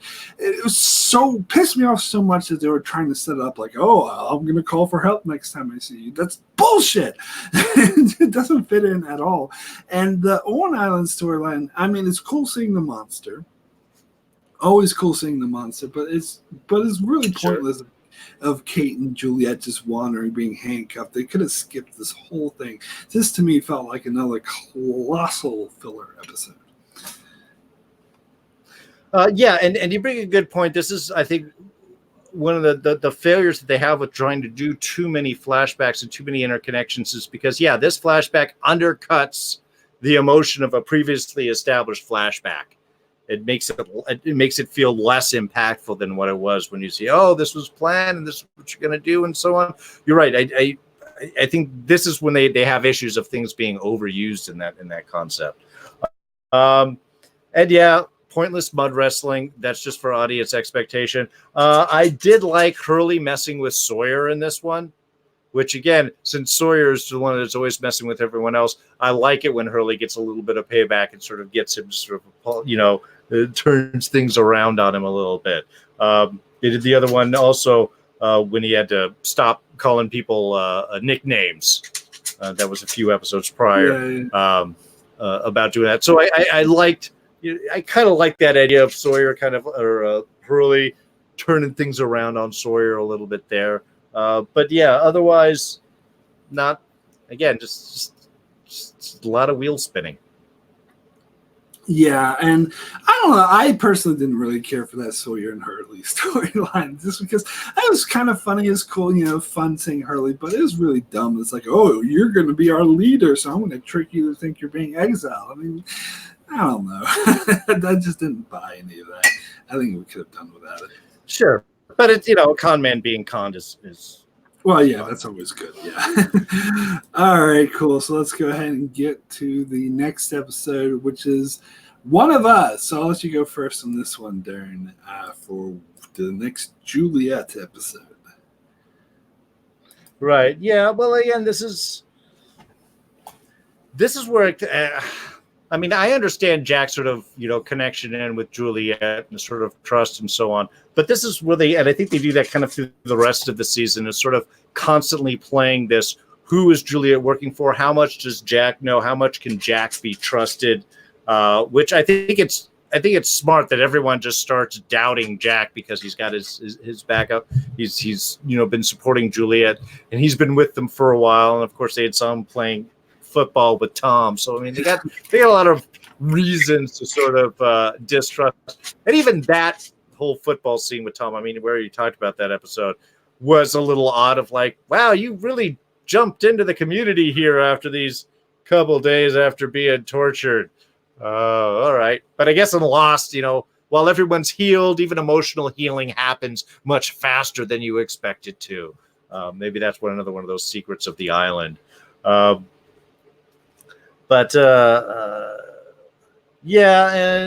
Juliet, this does sort of, the flashbacks do give us a little bit more onto Juliet's time and the issues of dealing with Ben and all of that, which again starts to explain why she was sort of planning for his death earlier on. But we're several months down the road at this point from that. So I think that probably something that should have been done a little bit earlier on in the season.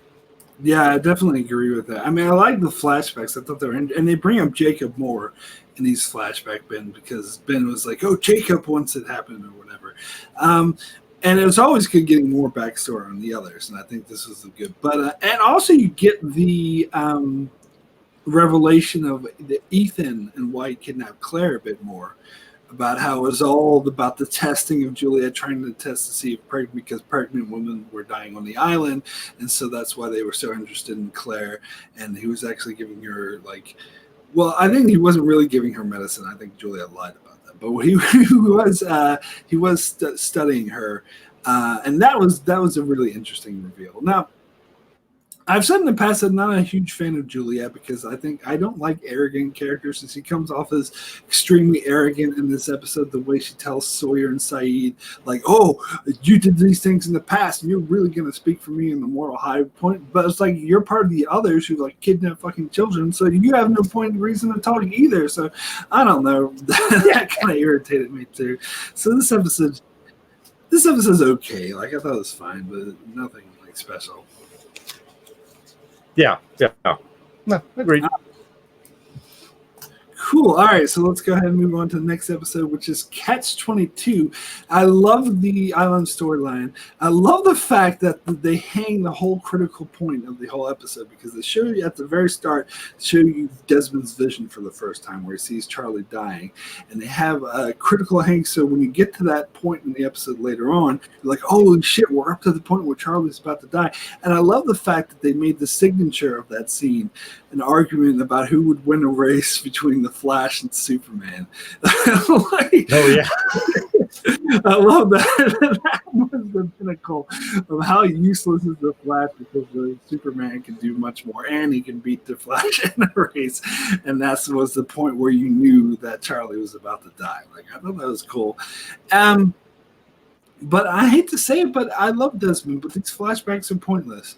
I think they were boring. I mean, they do try to hint at, because we see the priest that's tutoring him has a picture where he's with Eloise Hawking. So it's trying to hint that that they're pushing him to his destiny. That's why he didn't marry the Ruth or whatever. But I don't still see that as necessary. I think the flashbacks are mostly just boring. And the Owen Island, like, it kind of annoyed me how he thought it was Penny the whole time and it wasn't actually Penny. It's like they were faking out the audience, because we had that ending of season 2 that showed Penny looking for Desmond, and they never actually follow up on that, which pisses me off. But anyway, your thoughts on this episode?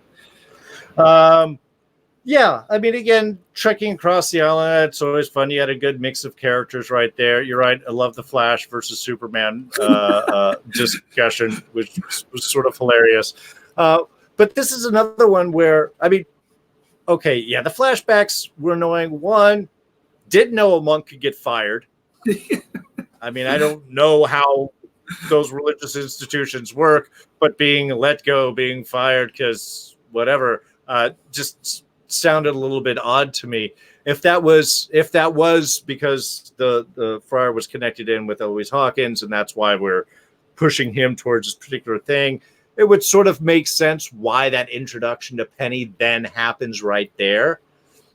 But even that felt kind of overly pushed, because he's just like helping stuff to the car. And she's like, well, do you need a ride? We should be having dinner later on. I mean, she kind of takes the lead in the relationship, and not that a woman can't take a lead in the relationship. It seemed odd. Like I kept expecting to be some other connection of why this was happening, as opposed to just, well, you're a cute guy helping load up my car. Let's go have dinner because you're not going anywhere. You just recently got fired. I mean, come on. How coincidental can this be? But later on, we'll tell you can't get married. So yeah, it's that was a little odd and pointless. It felt weird watching their little connections back and forth. It was like, oh, cute, they're connecting, but why? Why are they connecting? This seems just an odd subject in time to have that kind of emotional connection form. And yeah, they're going to get Naomi again. I like the trek. I think this is where Charlie's insistent on Desmond about his vision started to get annoying, because he's like getting mad at Desmond and constantly thinking, oh, did you see something? What did you see? Well, aren't you going to tell me? It's like, you should be a little cooler in this. You should be a little more understanding. You're being argumentative with a guy that knows about your upcoming death and could potentially warn you for anything. Maybe don't push so hard. I don't know. It felt like an odd dynamic between. Yeah, exactly. And does so again, tackles them down.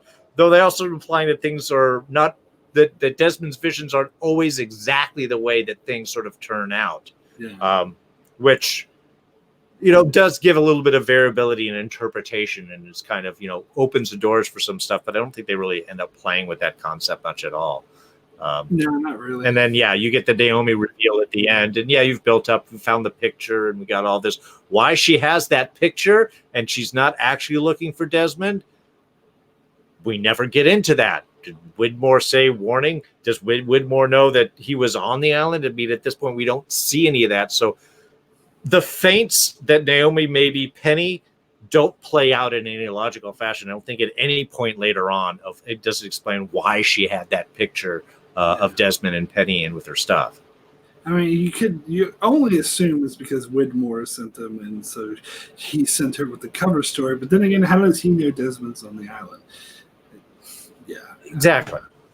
But in the chat, X-Men says, I love the way Charlie kept saying Superman with his accent. Superman! And he says, I also love the beginning of Desmond saying brother in the flashbacks. I'm sorry, but I thought that was dumb. I don't think we needed an origin story to why Desmond says brother all the time. I think it's fine that he just says it all the time, that that's a character trait. I don't think we needed an origin story for it. Brother. Because he was the one. Well, that's just me. Anyway. Didn't need to know that. All right, cool. So let's get to the next episode, which is DOC, and talk about pointless flashbacks. Those flashbacks in this episode could not entirely be more pointless. I mean, this is an episode about Sun finding out who the father of her child is. Is it Jen or is it Jay? Now, why the fuck didn't they just have the flashbacks that were in the glass ballerina that showed Jen confronting Jay? It seems like those flashbacks would have been a hell of a lot more relevant to this storyline because it deals with her finding out who the father of her child is. The flashbacks they had was like, what? Some Jen's mother, who's a prostitute, comes back and tries to blackmail Sun. And, I hate how they retcon that Sun actually met Jen's father before when she was not supposed to know he existed. Like, that was pointless. Like, I hate the flashbacks in this episode. I hate them. Well, they also, I mean, and also through this, it sort of gives an explanation of why Sun's father, Mr. Park, was so harsh on Jin. Yeah, and they didn't need an extra explanation of why that was happening. I mean, everything was established. It was a class thing, and they didn't believe that he was good enough for his daughter. That explains why he would push all of this stuff. But just for this need, well, if I give you the money, then he's going to have to pay for it. God, yeah, that was such a cringy moment. It undercuts previously established moments. Yes, Norman. Norman Bookwell in this, but Jin's mother story is awful. And it was.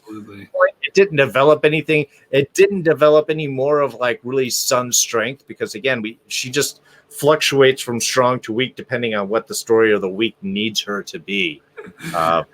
So yeah, that just I didn't like that. And yeah, the whole travel to the medical facility again to get the bits and get the backgrounds on that.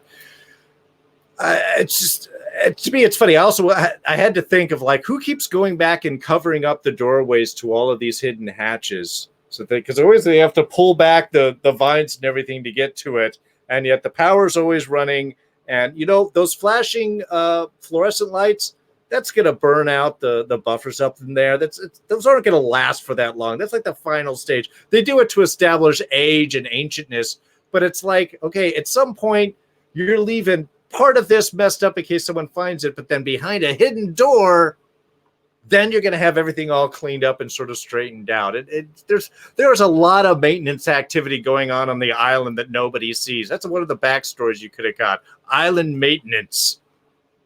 Now, the one thing I did like about this episode is that we finally get to see Jin being a badass. This is kind of always implied that he is in his flashbacks. We don't really see it on the island very much. But then when he encounters Mikhail, and he's the only one who spots Mikhail tries to steal the satellite phone, and so he goes and does all these karate kicks and totally kicks his ass. That was satisfying. I did enjoy that part of the episode. Yeah, sure. And then there was kind of a cool thing where Mikhail's like, I do this and we walk away like we never ran into each other. I mean, again, it's surprising to see Mikhail because he was bleeding from the ears last time that we saw him.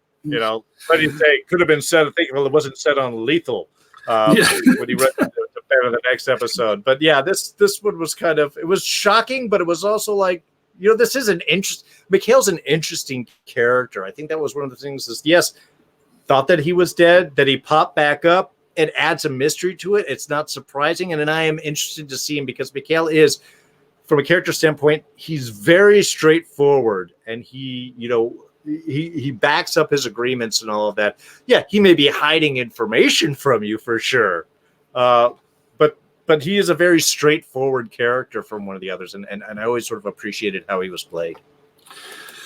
All right, cool. So let's go ahead and move over to the next episode, which is The Brig.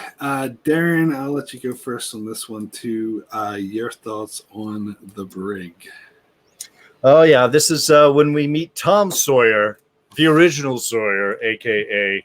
Locke's dad. Again, it's sort of an interesting episode. We get to see the ship again, the Black Rock, which was kind of cool. Also, it was a little surprise. I really wanted Locke to say something along the lines of like, "Look out, there's still bits of Arnst around here." For the explosives. And when Rousseau came in to get the dynamite out, it was like, you're careful with that stuff. Maybe you don't want to grab the whole box. I mean, before they were like taking it in piece and making sure it was wrapped and carrying out. She's like, all right, got a box. I'll see you later. Just picking up some dynamite here. Was kind of a little, it just, again, it undercuts some of the danger that we had established with this super old, sweaty dynamite before, even though Locke does give a, watch out for it.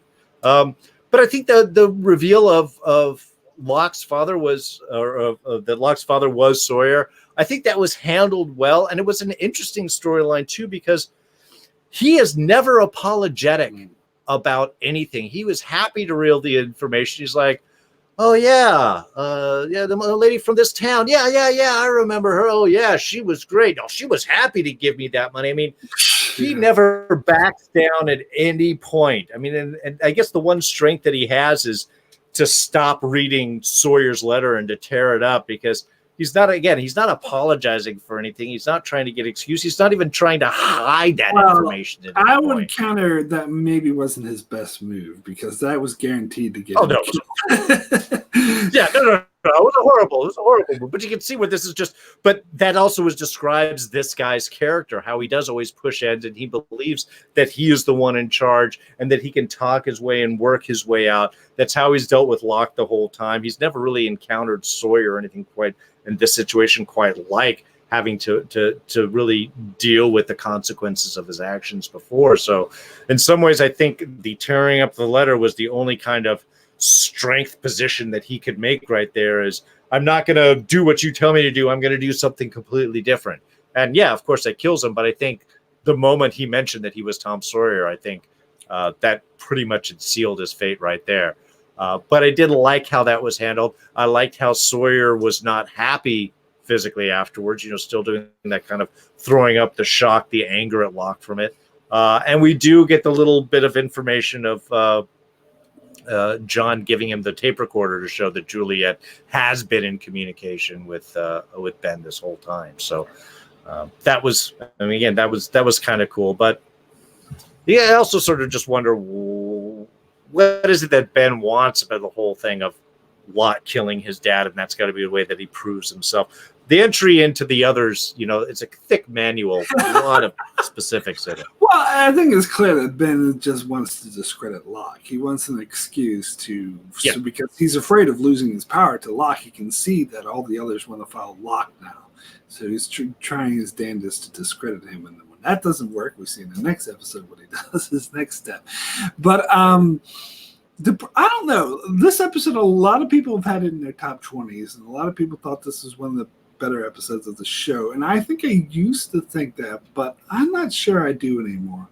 I don't think it's a bad episode. I still like it, but it's hard for me to put my hand, because I love the interaction between Sawyer and Locke's dad and him finding out who the real Sawyer is. But the issue I have around it is the whole thing with the magic box and how the magic box is never explained. And it seems to me like the whole reason of him being on the island.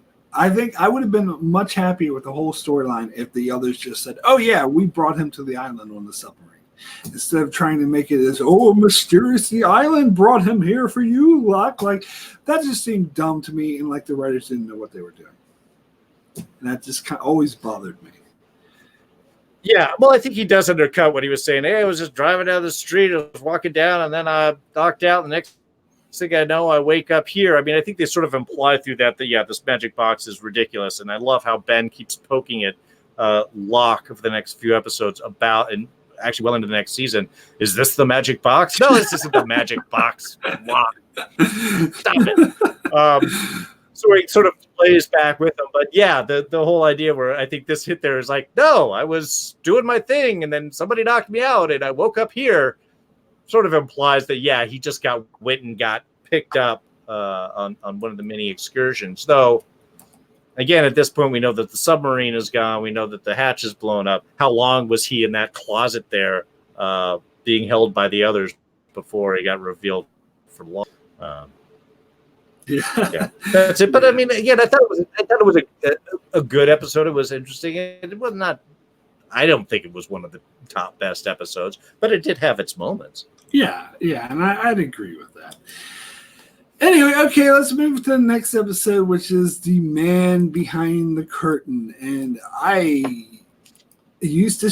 I don't know. I don't want to. I'm not allowed to get into spoilers beyond season 4, so it's hard to talk about this episode.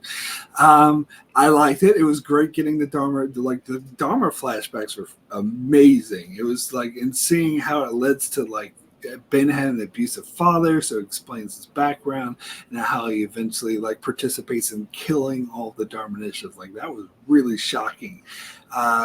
That's all I'll say. Anyway, Darrin, what are your thoughts on this episode? No. I love getting the background on Ben. And I love, because again, this is the first time we actually get to see the Dharma Initiative in any type of larger sense outside of little videotapes and stuff. So I loved really seeing that and what was sort of the whole plan. I mean, I think that was one thing, again, I know we're talking about with later seasons when we get to see a little bit more of that. I had really enjoyed, because trying to get some answers from what was going on with Dharma, I think this is where they'd start to sort of play into those ideas of what exactly was Dharma doing here? Who were these people? Oh, this explains where all these, this little town that the others are living in and stuff was sort of established. So I enjoyed seeing that, yeah, he's from his dad, never remembers his birthday, blames him constantly for his mother's death. I mean, you know what he says? Oh, yeah, this is the day you killed your mom. It's just, actually, that sounds very Game of Thronesian too. But yeah, I enjoyed seeing that. This is also, we get to see Richard again, who's obviously ageless. Oh, yeah. So we get to reveal on this episode. At this point. So we get to see that there was that conflict. So yeah, all the backstory I really enjoyed out of this episode. And then the whole current line where we've got going up to the cabin and Locke kind of like trying to meet Jacob and then not, and then yes, and then Ben finally having enough of Locke trying to get there and take him out, and kind of takes him out at the end of the episode. Apparently, also always look for pits of bodies. Yeah, never trust when you're being led to these kinds of things. You got to watch that out. Hey, look, it's a body pit here. Why are you showing me that? Right. Yeah. So I thought that this was I enjoyed the episode. I love the sort of little reveal. And again, we now are seeing more of whatever this Jacob mythos is. And do we ask, is Ben crazy? Is he talking to empty chairs? No, he's not, because we do hear something. We do get a flash of a body a little bit later on, so that there is sort of this larger scheme. Everybody has a boss. So what you're saying is Ben Linus is not Clint Eastwood. No, he doesn't talk. He doesn't talk to empty chairs. This was years before I couldn't even been referencing that idea. Perhaps Clint was in his own way. He was a big Lost fan, and he was hoping people would realize he was talking to Jacob in that moment. Very upset nobody did. Nobody got that. But I love Colonel Doomsday's comment that Ben Linus is Tyrion Lannister. I didn't think about it that way.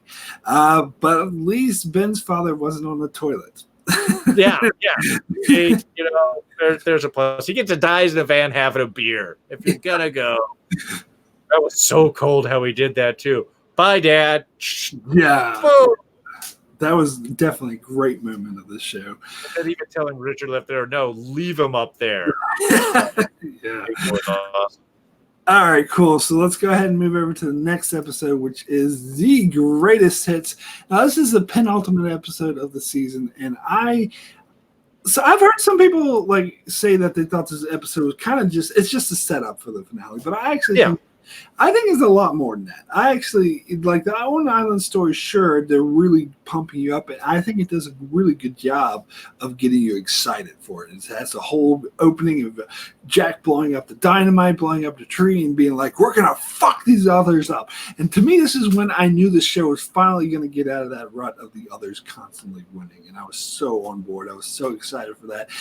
But I would argue that this is a complete episode because the Charlie's character arc in this story, I think, is great. I think it was a great way to send the character arc off, where we get the flashbacks of his greatest moments of his life, and so it's a unique way to do flashbacks I hadn't really done before, and I think it was a really nice send off. And plus, you get Charlie saying goodbye to everyone he loves, particularly Claire, and that was a really touching moment. So I love this episode. Anyway, Darrin, your thoughts? Oh, yeah, this is one of those classic this character's about to die episodes. The minute you get any diving in of backstory, the moment you get any sort of emotional through line and circling and making up for old things, that is always when characters die. So for a setup for Charlie's eventual death, I think they did a good job. The fact that he does live through the end of this episode, and it's not until really 2 more episodes further on, or second part of the 2-part, I think is actually kind of nice because it gives this whole emotional story and then still gives him a little bit of an adventure and arc even within his end to be able to follow.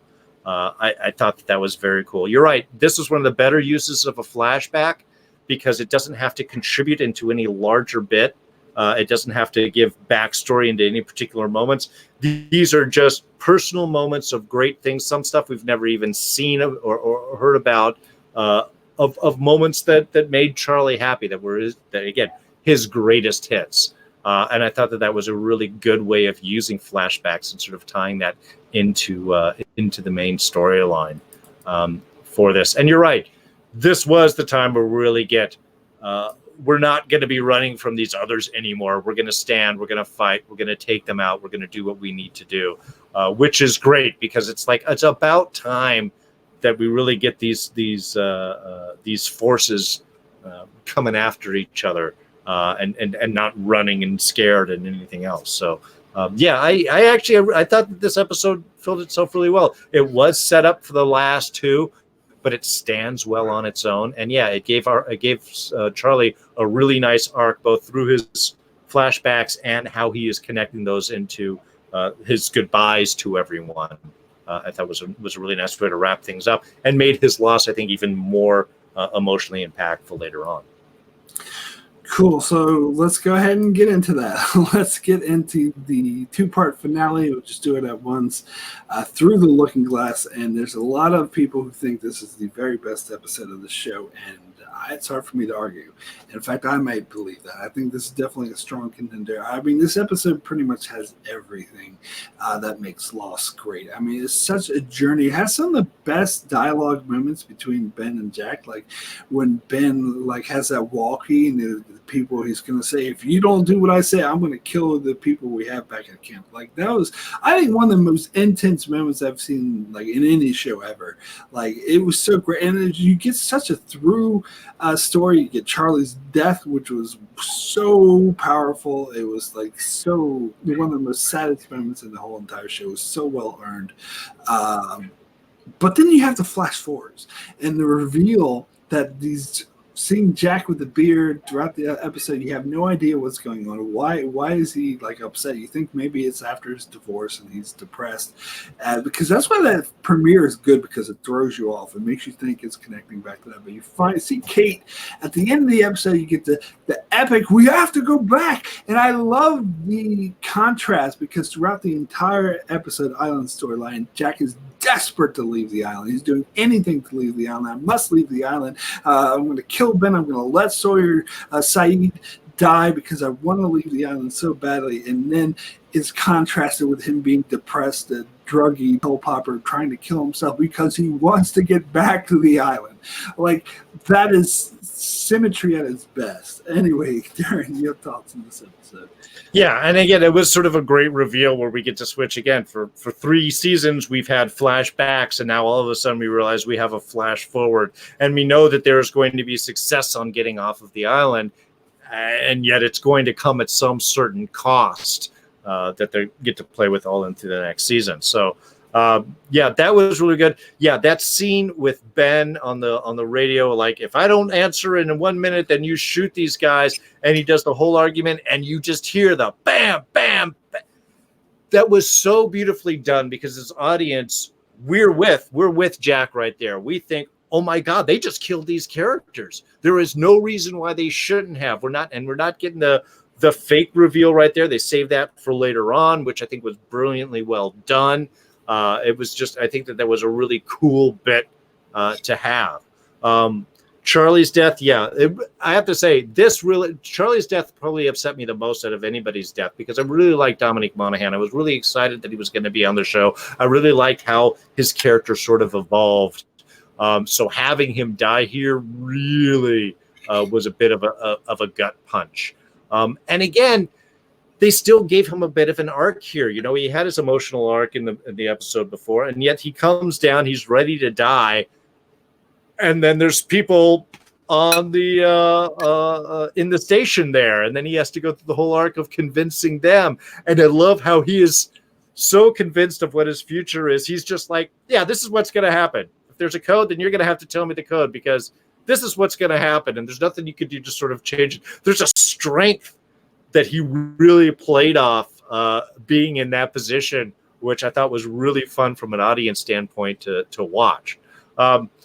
I was going to say, my one little critical bit was, I know they gave him the weight belt to get him to rush down. That seemed to have done nothing. He was just swimming down the same way that he was. I was hoping the rocks would just sort of yank him down. And they didn't play that up. To me, that was kind of a little bit funny. And it was like, well, I'm glad that there is air down there, because obviously you used up almost all your breath just getting down. You had to swim around and turn off a switch and everything. There'd be no rescue at this point. And it gives a little final bit with Desmond and Charlie together there. And of course, we get the reveal of, like, not Penny's boat, which was cool. If you are going to go out, the fact that he knows I'm dying, I've got to get this message out. That was a really cool thing to do. But the other question is, well, if he saw Mikhail with the grenade and it blew, wouldn't he have time to run out the door and then close it from the other side? I mean, well, that is second guessing and stuff like that. I realize this is fake seal. They came up with they were trying to, I think the writers and I think even the actor tried to explain that, well, like, he didn't want to leave because that would mean his friends wouldn't get rescued. He understood that he needed to die in order for his friends to get rescued. Sure, and I can go with that. I don't need that explanation. I just know, again, from audience, it was one thing afterwards. I was like, of course it blows. He's got to close the door, and he's got to save. Could he have gotten to the other side of the door? But yeah, I do have to agree. This was great because it gives us some conclusion. We do get to have the radio. We do get to see. Again, I think it was just a full, nice kind of full Lost package. And it definitely showed that there is forward movement happening. The next season is not going to be the same as the previous seasons, both from the flash forward versus flashback, and the idea that they should be getting rescued. And there's other people that are going to be coming up into the show now. Now, I will say the thing that always gets me about Charlie's death, that gets me the most, is after they show his death scene, they immediately go to Aaron crying. Like, he can sense Charlie's died, and he starts crying. And then Claire's like, oh, I don't know what's the matter with him. Like, that gets me even more than his actual death. Like, because Claire doesn't even realize, and somehow Aaron knows. Like, yeah, that was really powerful. But what I will say, I've heard the opinion that this is where the show jumped the shark with the flash forwards, because they believe it was a huge mistake having them leave the island in the first place. They never should have left the island until the final episode. And I could not disagree with that more, because I think a lot of people watching the show were expecting that they wouldn't leave the island until the very end. But I knew wouldn't happen, because that's not what the show is about. The show is not a rescue show, people being stranded on the island trying to get rescued. To me, that was always a red herring. The show was really about the island being a special place. And I knew that would be the focus of the show. And I thought by having them leave and wanting to get back, that played into that storyline more, of him wanting to get back. Yeah. And I know we'll hit on this as we're about to transition into season 4. I don't disagree with that. Basically, I do have a general issues with flash forwards because to me it feels like now you're showing a destination that you have to justify getting to. And if we know that this is where they're going to go, I think it undercuts a lot of tension. A lot of the tension that was held up in season 4 was figuring out which of the people that left. I think we get the Oceanic 6 name pretty quick, and then it's kind of like each flashback is basically revealing which of these people survived, and then the whole season there is trying to get to that point where we show where just these people leave. Yeah. So I mean, it's one of those. It's a tough thing to play with because I think it kind of undercuts a certain expectation. We know that these people are going to get out, so it removes some of the danger of whatever circumstances they're going to be in. For me, that's more of a season 5 discussion because I think that's when it becomes very important. Where it's maybe not handled as well as it should have, but for season 3 and 4, I think it was fine.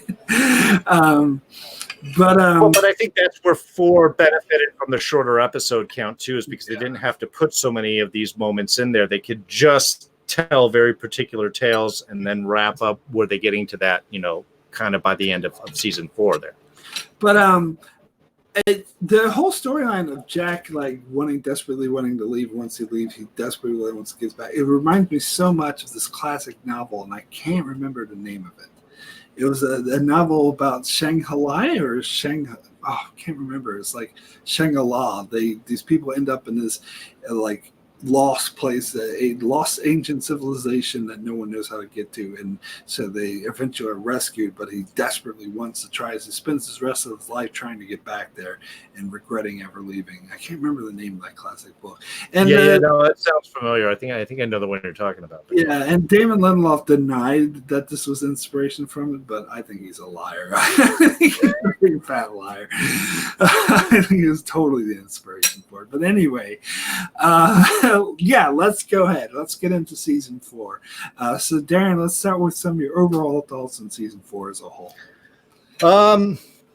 Season 4 was kind of a tough one from the initial audience standpoint because while we had the writer's strike and a lot of people sort of assigned these shorter episode count to being undercut by the writers, it didn't necessarily it was never planned to start out, and it was always planned to have a shorter episodes. And after the situation they had with 3 and they felt like they were spinning wheels and they're finally like, okay, we got to nail an ending down.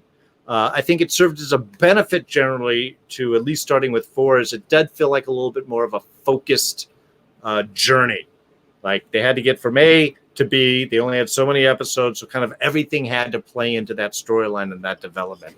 I think that sort of served as that was helpful.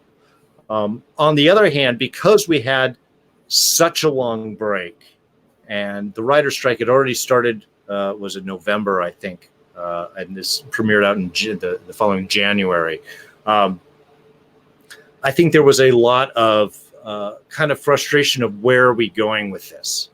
And I know that especially with the long wait, we felt like 3 was a little bit of, had some spinning some wheels, had some great moments, and then we had this huge long break all the way up until the following winter. Was kind of tough from an audience standpoint. And like I say, whenever you throw these and you're expecting a new episode and tends to be the island, let's see how these people got to the island and the troubles that they've had to meet with the other, when they do these little clip special episodes, always got really kind of frustrating. And I know by 3 and 4, for me personally, that had sort of hit a point of like, stop, just show me the episodes. I've been watching this for 3 seasons. I know exactly what's going on. Tell me about it. And maybe they were trying to either fill in time or just try and sucker in, bring in new audience members. Yeah, they were trying to get people who weren't up to date to catch up with it. Yeah, I mean, and I sort of get that, but as a hardcore audience, especially you're waiting for this next big story to develop, that was a little frustrating. On the other hand, we got new cast members that were coming in, and I can say from a particular point, I was really excited to see Jeremy Davies coming up on board.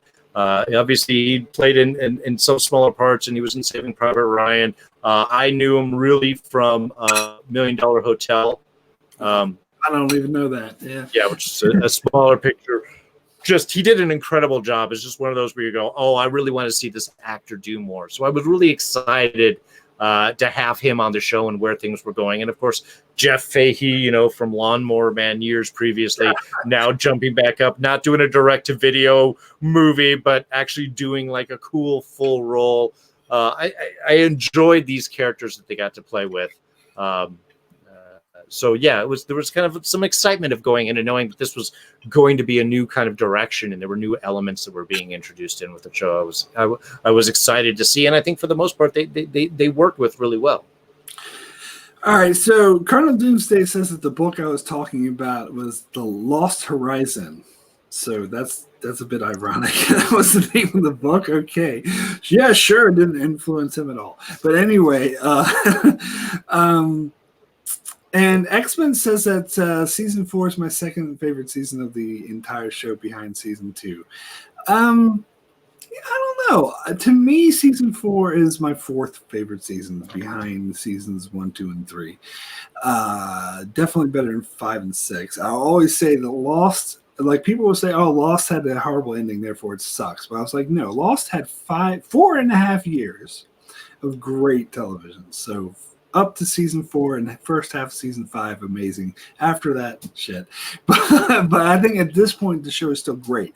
I still love season 4, but I do have some issues with it. And I think for me, it's hard to put into words.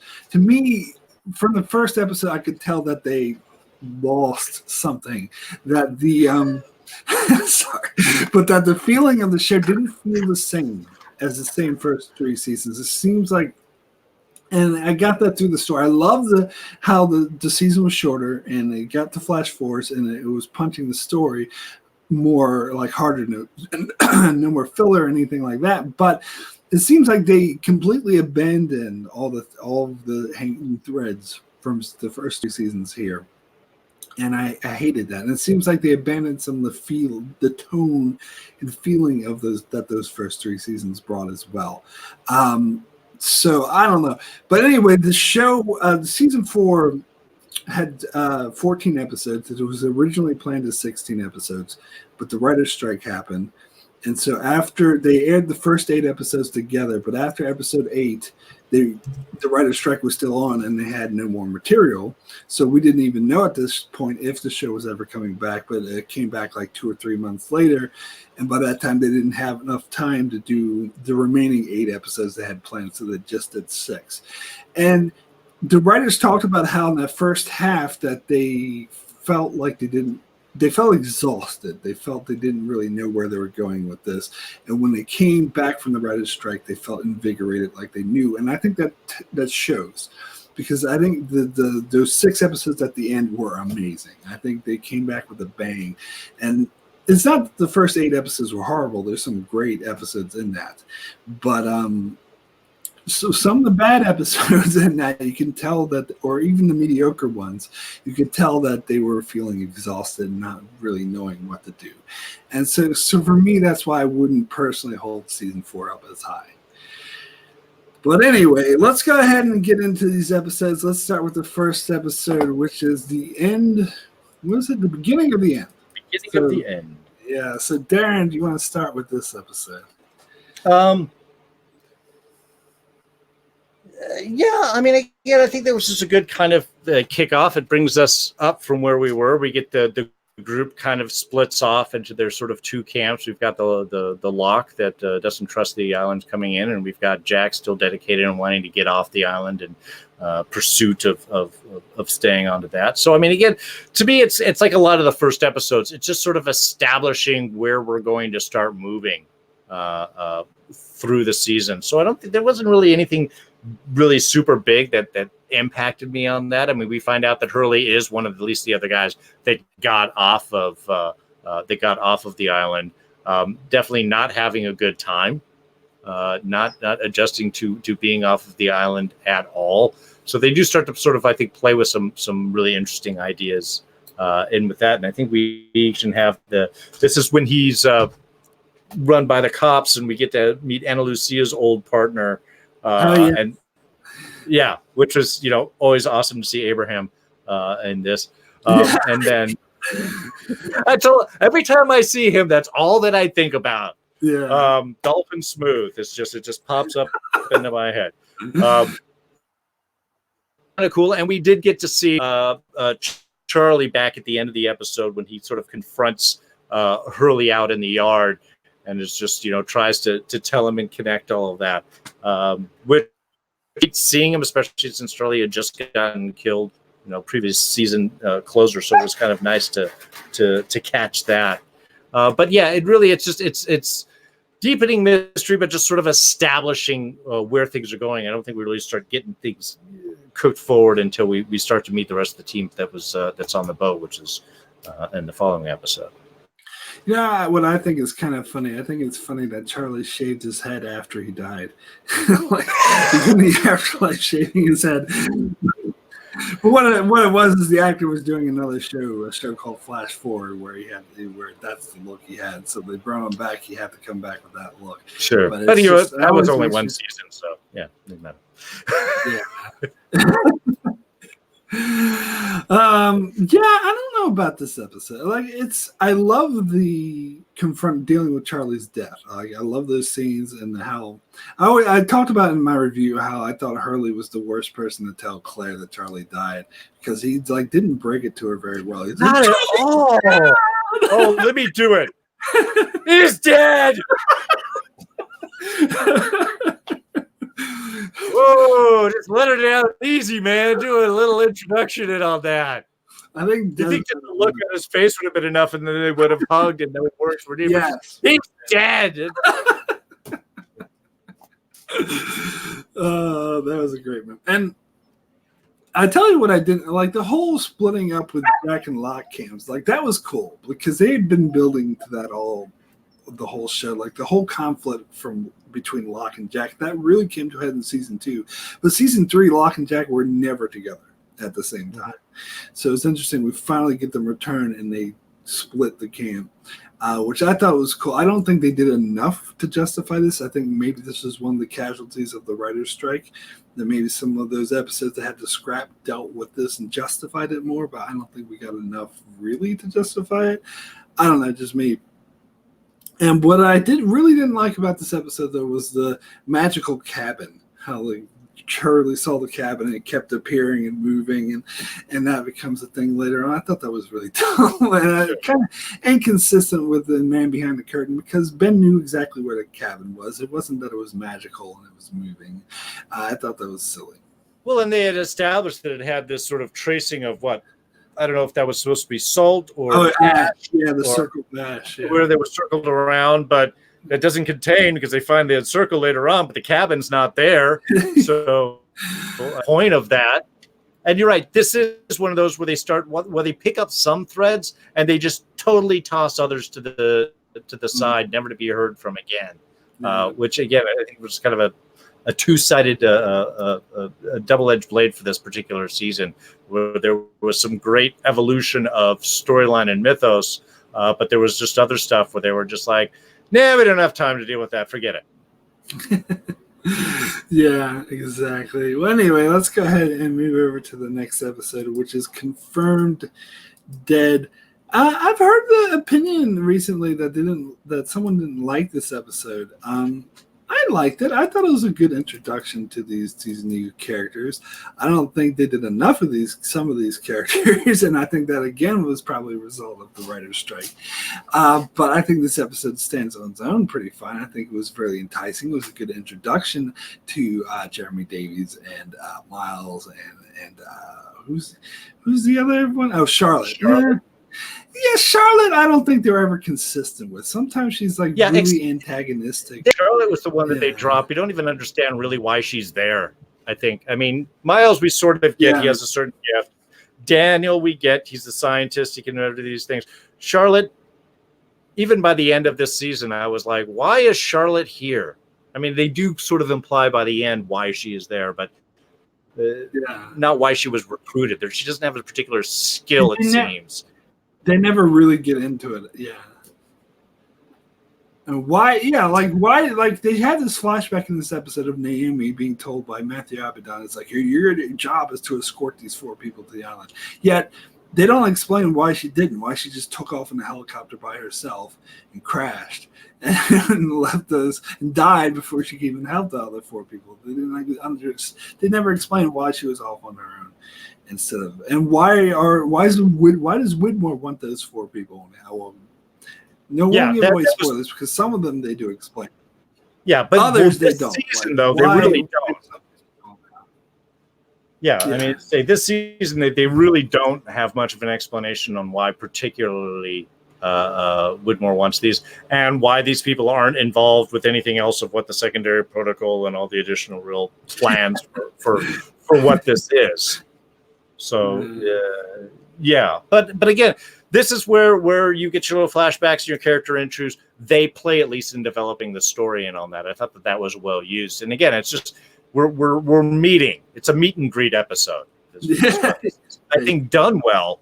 Yes. But that's really all that it contributes. One thing I want to point out that I mentioned that someone disagreed with me on, so I want to know your stances. I didn't think it was necessary to reveal that Lapidus was originally supposed to be the pilot of 815. I thought that never comes into play, and it was just an unnecessary character to be like, "Oh, see how he's connected?" Like, I didn't like it. What are your thoughts on it? Yeah, again, if it was something that was played with a little bit more, I mean, sort of the idea of, oh, that's why he knows this captain, and the reason that he knows why this captain is down might be why he's pulled in one. If he's on the troop, he can't create any more problems for Widmore by speaking out his mouth or anything like that. And obviously, he's highly motivated to find out what the truth is, which can be used and manipulated in a good direction that's wanted. But yeah, I mean, they're again, it's another one of those through lines where it's like you're establishing something that could be bigger later on or could play into a larger explanation for anything. But yeah, I don't even think they even said why he wasn't the pilot on that he was supposed to. Yeah. But did he get sick? Was he drunk? Was it a personal thing? Does he thus have guilt because of why he didn't? They never explore any of that stuff. Yeah. And I'll forgive him because I think Jeff Fahey does a great job in the role. I don't want to get started on the whole thing. I went on this like 10, 15-minute rant on my video about how the fake plane crash was found in like near Indonesia. Like that's in the complete fucking opposite direction of where the plane was going. Like that irritates me to no end. But anyway, like I did some research and I found out there's a trench, the Tonga Trench is right on that same way. Why didn't they put it there? I don't know. That area, no one should buy that as 815 because that's like if a plane was flying from New York to LA and you found it crashed near the UK. Who would believe that? That makes no sense. It was really off course and had a lot of fuel. All right, but anyway, I just had to get that out of my system. Anyway, let's get to the next episode, which is The Economist. We get to find out Saeed's another member of the Oceanic Six. We see him has it was the writer's idea to make him like a Jason Bourne type character where he's an international assassin. He's going around killing people, and I thought that flash forward was fairly okay. It was kind of interesting. I don't want to get too much into spoilers, but I'm disappointed by the follow through with this episode. I'll just say that. And it was a huge, shocking reveal that Ben was working. I did love that. I love how earlier in the episode, Saeed says like to Locke when he's with Locke and Ben, he's like, "Oh, excuse me, but the day I trust Ben is the day I would have sold my soul." And they reveal at the end of the episode he's actually killing people for Ben. Yeah. That was nice. But the whole thing with, again, this is where the Camp Locke and Camp Jack comes in, where it seems like there's a conflict between them. They trick Saeed, and like I didn't really buy any of that. I didn't really like any of that stuff. But anyway, where do you stand on this episode, Darrin?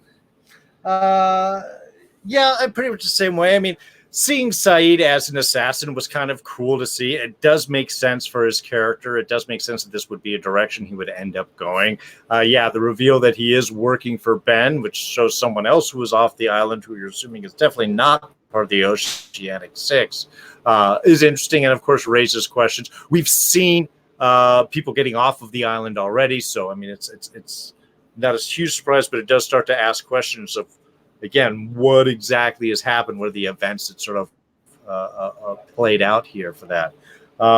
And yeah, other than that, yeah, you got the two camps. They're fighting. They're arguing over people and who gets to have which of the new people in their group. But yeah, that's it. I think that sort of hits it. It's a decent episode. Not huge, but I think it's a fair one.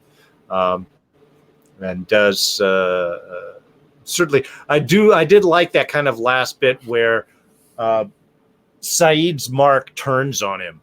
Oh yeah, ends up shooting him at the end, and he thinks he's been playing her the whole time, and she's a lot more aware of things. There was kind of an interesting sort of switch and turn and reveal. I think that was done really well, because you're expecting it to go the other way, that she's being manipulated, and she's the one that's actually been sort of playing him on top of things. So I thought that was kind of cool. Colonel Doomsday in the chat with a great Deep Space Nine reference. Saeed should have been the hero in Bashir's Secret Agent hollow novel.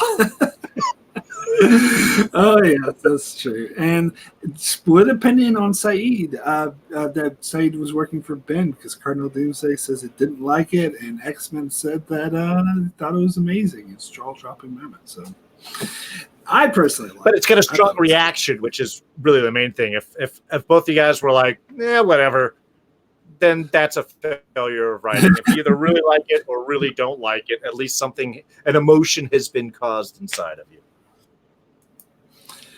All right, cool. So let's go ahead and move on to the next episode, which I think is the worst title for an episode, Egg Town. Don't you get it? Why?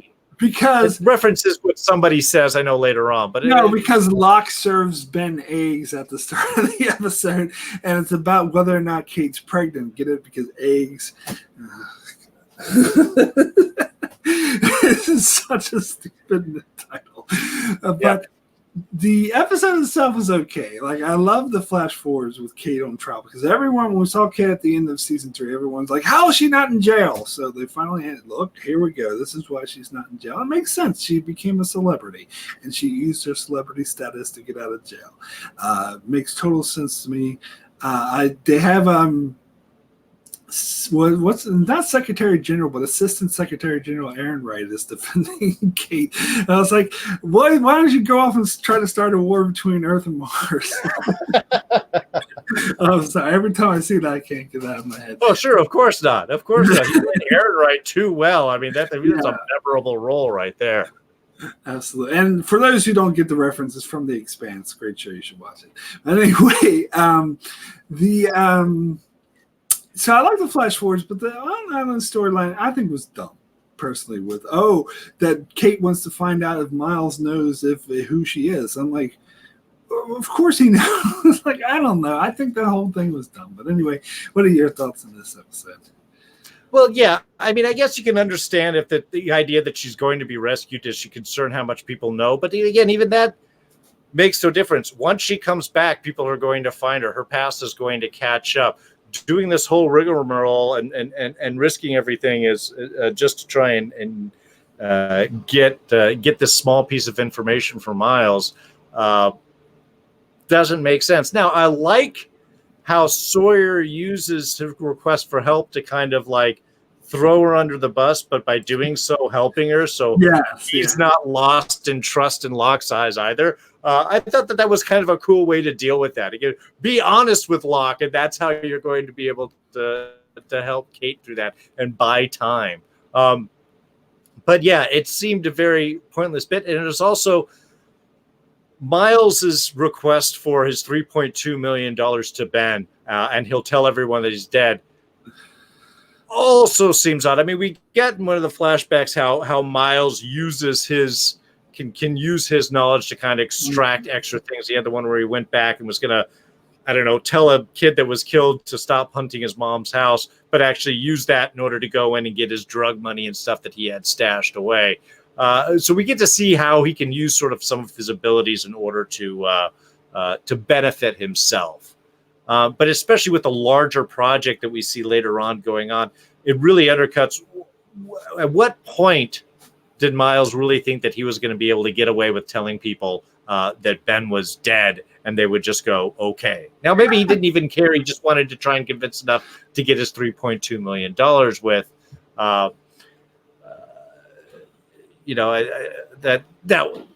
I don't know. That was kind of an odd direction to go with.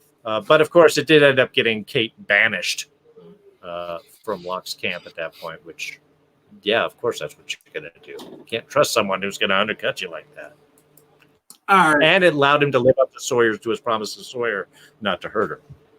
Yeah. Oh, right. Colonel Doomsday says, loss has totally changed the phrase throwing someone under the bus for me. Yeah, that's true. That was the end of season 3 when they killed Tom. Yeah. Oh, right. That too. I was thinking about Juliet's husband getting hit by the bus, but yeah. Oh, yeah, see? Multiple works with that. Anyway, let's move on to the next episode, which is an episode many people consider the best episode of the show. I don't know if I'd say it's the best, but I would definitely say it is one of the best, and that is The Constant. This is an amazing Desmond episode, and just first off, the writers of this episode explained that they based the time traveling of Desmond off of All Good Things, the Next Generation finale. That they actually, I think Lindelof said he showed that to the people, saying, this is how I want to do time travel. The way that Picard would just there wouldn't be a noise, or they talked about, at first they would talking about making a noise or whoosh or something, but they're like, no, let's just make it like he's in the middle of a sentence and he completes the sentence in a different time period. And that was amazing. I thought, first of all, that worked really well. He would always do that when you're on the freighter and he's like, I'm not supposed to be, and then he's back in the military camp here, and he's like, here? What do you mean here? That, I love that. That was great. But of course, people remember this for the love story between Desmond and Penny, which I think was absolutely amazing. I thought this was amazing follow-up flashes before you. Yeah, absolutely. The whole phone call at the end. Now, you don't need to, I guess you have to not look too much underneath the fact that how is talking to Penny going to stop his time traveling and save his life? I know they explain the whole thing about the constant, but I don't know. That seems a bit iffy to me, but I'm willing to overlook that because that scene's so damn good. That scene is so damn powerful. And the whole episode, the way the episode plays out is simply amazing. But anyway, your thoughts on this episode? Yeah, I think you just hit on everything that I had to say too. I loved how the transitions did, how you didn't get that center, when they do that, but it did just switch back and forth and made things very, you could feel Desmond's discomfort and just constantly trying to race and connect, and the idea that he could be losing his reality and where is he supposed to be, and that whole idea I thought was done really well. I love seeing Fisher Stevens in with this as Minkowski, who is another one that has been jumping back and forth and through time, and I like how, from his conscious standpoint, he is jumping seamlessly through. And for everyone else, it was kind of like, oh, you just sort of knocked out there for a minute. That was about 45 minutes before you came out. It's a good way of explaining how his consciousness is leaving and not, affecting his body, because otherwise there could be no time difference. And as things take longer, things move quicker, and he is there longer, and it sort of exponentially accelerates. I think that was handled out really well. And also gives us the explanation of why you've got to stay on course, and there is some sort of weird time bit that goes on between the island and the ship off there, and that there's sort of this boundary area that you've got. So that works, I think, the mythos really well. But yeah, I just watched this again like a week ago, still tearing up at that bit. Penny, it's Livio, Desmond, is this you? And they get that connection.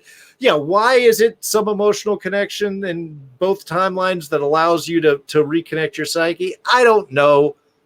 That's the explanation that Daniel gave, and I am fine with that. And it's kind of cool seeing, and I love that how quick Daniel was in realizing stuff. Once he talked about, I know about Eloise, and he shows her the maze and has her run, do the thing and run through, and then it's like, I just built the maze this morning. Really, there is no way that you could have known any of this stuff without this actually happening, from what you're saying. I always love when you have smart people, when you have smart villains, when you have smart supporting characters, and the fact they didn't waste any unnecessary time. Daniel did his first bit. Oh, you're messing with me. Who put you up to this? But very quickly, once it's revealed, accepts everything and gives Desmond the knowledge and stuff that he needs to do in order to complete it. I loved how that was handled. Yep, absolutely. What can I say? It's one of the best episodes out there. It was really powerful. Anyway, let's go ahead and move over to the next episode, which is The Other Woman, which I think we went from one of the best episodes of the show to one of the worst episodes of the show. I cannot stand this episode. I think this, like we were talking earlier about how they throw stuff on flashbacks that actually mess with stuff they already established. Be like, see, this is why that happened. And here we get to reveal that Ben sent Goodwin out to the Taylor's camp because he wanted him to die, because Goodwin was having an affair with Juliet. Bull fucking shit. That completely, like, they redo that scene from the season 3 pilot where they show the others and they try to have a subtext that that Ben wants Goodwin to die, but there was already a subtext there that Juliet was mad at Ben for not letting her leave the island. They're just fucking things up. And plus, like, this episode makes no sense. Why is Ben trying to gas the island? If it's not Ben trying to gas the island, it's Faraday and Charlotte trying to get. Why are they trying to gas the island? Why are they trying to stop him? If they're working for Whitmore, who wants to get rid of Ben. This episode is a mess. It's a mess. And plus, they introduce this whole thing about, oh, Ben's obsessed with Juliet. He's in love with her. And then that's completely dropped. And then there was like, oh, because Ben, Juliet, and Jack kiss at the end of the episode. Oh, but I'm afraid for you because Ben's jealous of me. That's completely dropped. This whole episode sucks. Anyway, Darrin, yeah, and for a shortened season, you shouldn't have anything like this. Again, this is what I talk about, where it was, it felt a lot more focused. I think that's sort of a relative point because, and also the whole electrical station. I do at least. They bring up the idea at this point of like, where is all this power coming from? Oh, that's a whole other thing. But it's not actually an electrical station. It's where this gas is. And it's another one of those where it's like we create this for a drama for this one episode that has nothing referring to it ahead of time. Nothing refers to it afterwards. You're right. An unnecessary background that adds a whole new layer to this relationship that doesn't need to be there, that fills up this whole thing, actually makes Juliet less of a sympathetic character because she's obviously knew she was having an affair with this guy. She's obviously, knew that she was doing doing something that would be frowned upon, and then it gets caught in the conflict. It's like trying to create some emotional connection that I don't think works at all. And like you said, really undercuts a lot of the pre-established storylines, which is where these flashbacks, like I say, really don't always work. When they're overused, they're really a danger. I think if when it's sparingly used, it works much better. But yeah, again, it's just there's a lot of conflict. There's a running off into the jungle. There's everybody trying to catch up. We got to stop this, and then they fix the stuff at the gas facility, and then we just say, oh yeah, there was a place where we could have gassed us all these past few years, but yeah. Fine. And also the therapist. I didn't mention the therapist. I hated this character. She was totally unnecessary, and I don't know why. I just could not stand her. Anyway, well, it's also the woman that you're cheating on her husband with. So dun dun dun. Yeah.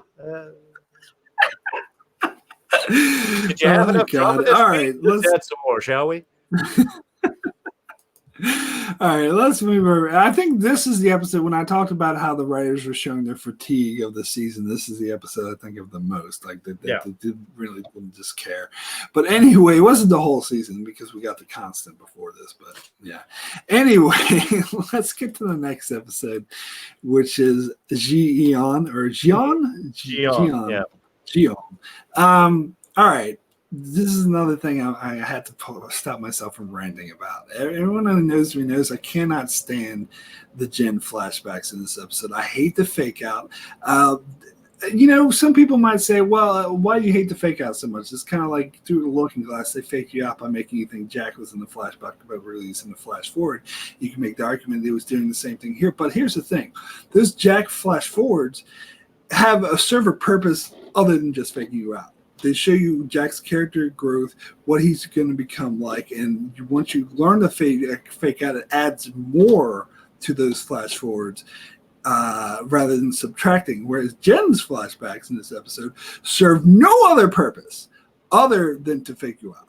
You don't need to see him going to try to get a panda bear.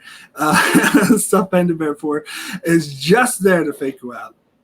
No purpose. And once you find out that it's a flashback and has nothing to do with it, then I feel cheated. I felt like it was the biggest, laziest cheat, because this is not like a fake out that's in universe. Like that's happening in the story, that the characters themselves are being faked out. These flashbacks are being shown to us, the audience, not the characters in the show, just to fool us and making us think that Jen was still alive in the future. And that pisses me off. It pisses me off a lot. I honestly think this episode would have been amazing had they simply left it out. Had they simply just shown Sun in the future and be like her calling out to Jen, so that makes you think he's still alive. Right. That would have been enough for me. And the fact that would have been an amazing episode, because the gut punch at the end where you find out Jen's dead is powerful. But to me, it's undercut by the fact that they cheated in order to get there. So had they not cheated, I would have loved it. But anyway, Darrin, your thoughts? No, I completely agree. In fact, that's my notes right here. So it was one of the problems they also had with that fake out is there is a really different tone between the Jin scenes and the Sun scenes. I mean, Sun is all dramatic. She's going into labor. There's a problem. There's drama with that. With Jin, it's comical. Almost. Oh, I got to get this bear. Oh, but I'm losing it. I'm getting this thing, but I put it in a cab and then walk away from the cab in order to answer my phone so my cab can be stolen. So then I got to go back on after the bear. It's like you're expecting the Keystone Cops music in the back, which is so off considering that he's, you're assuming he's getting these phone calls saying your wife's going into labor. No, it's an emergency. You need to get down. You're expecting that those are the calls that he's getting. And the tone was so different. It was a little off-putting even on the initial watch. And you're right. When you find out that this is the only purpose of this was to make you think that Jin got off the island and he didn't, that it's there entirely to deceive you. I think was really, it made the whole thing pointless. I don't care about that adventure, getting the panda bear to Mr. Pax, the ambassador or whatever. It's pointless. Again, it didn't contribute anything out of just messing with the audience. And you're right. They didn't need that. She could have been calling out. They could have been, we're trying to get a hold of him. You could assume that he was still alive, but no, in her delirium, she's calling out for her dead husband. Yeah, I think that would have been a lot more impactful. And then we have, of course, the whole bit where Juliet betrays Sun's confidence and tells Jin that she cheated on him in order to be dramatic and try. And I get the idea, the motivation of I had to say something to try and get you to stay. And I love the fact that at least Jin and Bernard go out. They have their little married men bonding. We're the only married people on the island. And that kind of gets Jin to sort of put things into perspective and to go back for him and the whole bit, is it mine? I mean, that was kind of, there were some nice emotional moments on that. But yeah, I think the deception part of this was unnecessary and I think angered us a little bit more as audience than it needed to. Absolutely. Oh, X-Men says that entire episode felt like a troll. Yeah. It really, yeah. And then they go with luck, but then they don't go with luck. Well, it's too bad my brother isn't here. I don't want to speak for him, but I got into many arguments with him about this episode. He defends it, but I won't speak for him other than to say that. And I totally disagree. But anyway, fight to the death on this one. But anyway, I kind of like the Juliet telling Jen about revealing that she cheated. I thought that was great because she shows how desperate Juliet was to stop her from leaving, and shows how much she actually believes that Sun would die. But anyway, yeah, that explanation scene I think justified that particular action right there. When it first happened, it angered me, but I like the fact that she did go up and sit down and explain why I needed to do this, and you're going to die if we don't get you off the island, and if you leave this group, that's what's going to happen. I appreciated that. Yeah. All right, cool. So let's get to the next episode, which is. Sorry, I'm reading Norman's comment here. Maybe if the stuffed panda then appears on the island like Kate's horse, maybe then it would have had some meaning. If there was a stuffed panda, that would have gotten very far, I think. Oh man. Okay, so let's get to the next episode, which is Meet Kevin Johnson. I think this is an underrated episode. I really like this episode. I think because people have been wondering for ever what happened to Michael, and it seems like by the time they revealed it, people didn't care anymore. Like, oh, Michael, we've already moved past that. But I am glad that we did get this backstory, and I think it was effectively dark and creepy. I think this is one of the darkest episodes of the entire show, in my opinion. Like, this starts with him trying to commit suicide constantly and failing because the island doesn't want him to die yet because it's not done with him. The continuity gaffe with Tom appearing to him off island where it doesn't fit into the timeline at all, that pisses me off. But if I overlook that, I think this is actually a really strong episode. Darrin, your thoughts? Yeah, I'm of two minds of this because Michael has always kind of annoyed me as a character. So him coming back wasn't really a big, level of excitement for me. I was like, yeah, Michael's back. I was like, oh, okay. However, that they do kind of go into the consequence of him leaving. And I think there were some great actual scenes between him and Tom when he's talking about how the island won't let you die. And when he shows up at the apartment, he was like, so the bullet bounce off your skull or did the gun just jam? It's like obviously he's got some experience in on this. The island is not going to let you die. It adds a whole extra mythos onto things, which I think they do use to a fair extent later on. That I thought was kind of cool, and I love the back and forth. I love how Tom really identifies, oh, what happened? Oh, you couldn't hold the guilt yourself, so you told your son, you told a 10-year-old boy what you did, and now you can. I mean, it does give I think a nice strength to the consequences of Michael's actions. The fact that he had to sort of sneak back, and nobody can tell he can't use his real name, and his mom's got to hide her son, and you call him something else. I mean, again, it's the messiness of just trying to escape, and it's the consequences that you're dealing with. I think that was handled kind of well, and explaining why he needs to get back on the boat, even to the point where he's like, where Tom calls him up and he's like, so you ready to do it? Oh, you talk to him, huh? You met some of these people. That makes it harder. Well, keep yourself focused. I mean, there was a great give and take. It really made me miss Tom as a character. I was really surprised when they killed him at the end of season 3. When he got shot, it was nice that they were able to bring him back. You're right. Does this work in the timeline? Yeah. No. Not really. But then again, time is a funky thing on the island. They sort of play with that. No, the island did an excuse again. No, the island's wizard did it. They're super powerful. Oh, jeez. Yeah, but I really enjoyed the Michael flashbacks where he was on the freighter and seeing more, like seeing Naomi again and seeing Mikowski again. Like, I love that scene when he's bouncing the ball. Mikowski comes in. It's like, are you like Jack Nicholson? You're going to kill your wife? That was pretty cool. Yeah. See, those were great. Those were great little. There were some great moments on this. And then also, of course, we get a couple of our big. Let's X out some character deaths here, and that would be Carl and Rousseau. Oh yes. Getting killed.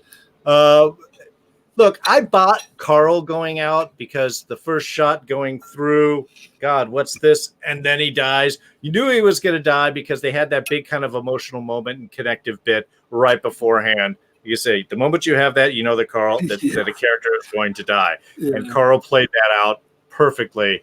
Russo not being far behind, obviously, since sort of, Ben made that little connection, let them go together, and she was going to watch out. And, Russo's kind of having that moment with her daughter. But yeah, when there's a bunch of gunfire, you don't just run. And if you are going to run, you stay low. Yes. Russo's like 1, 2, 3, stand up. Yeah.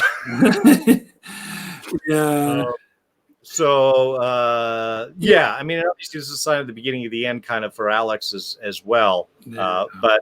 Yeah, and also, I mean, and again, while that was dramatic, I don't understand why Creamy's group went and shot them anyway. Yeah, it doesn't. First off, they had to pin them down for a while. 3 unarmed people standing up right there in an open. You should have been able to take them out quickly if you wanted to.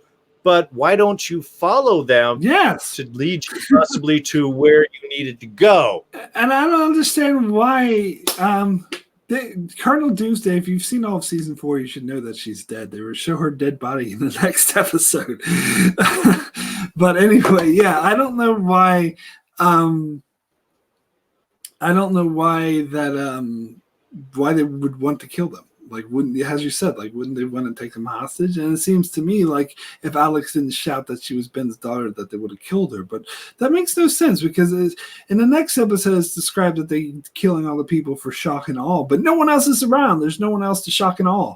Yeah. So I don't get it. It seems like it was done. And here's another thing. The actress who played Rousseau also wanted to leave the show at this time. So that's why they killed her character off. And it does seem kind of sudden like that.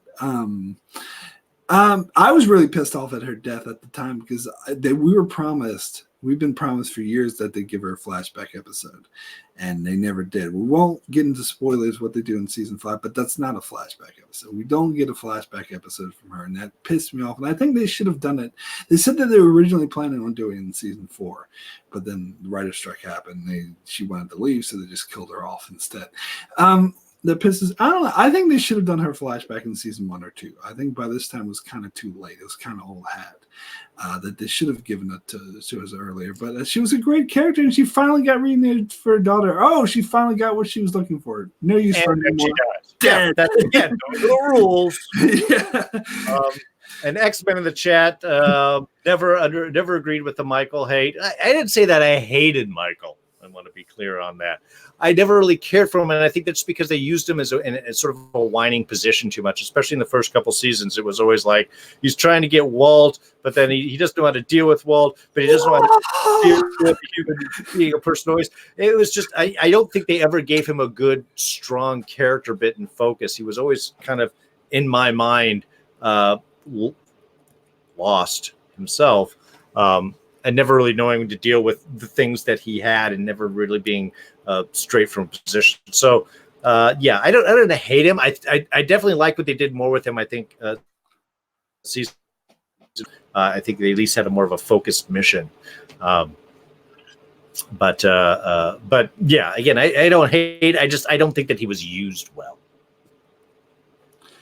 All right, cool. So let's go ahead and get to the next episode, which is The Shape of Things to Come. This is the first episode that they wrote after the writer's strike, so there was a big break by many months. And this is when they come back invigorated, and I think this is the episode where it shows the most. This is one of my favorite episodes. This is where I think they really get down the brass tacks. Like, Ben's flash forwards where it shows how he manipulates Saeed into working for him, like that was cool. I like that. And yeah. Also, this is very weird. Like, Ben doesn't know what time it is. It's like, what year is it? And they're like, 2005. I was like, oh yeah, of course. Like, that was cool.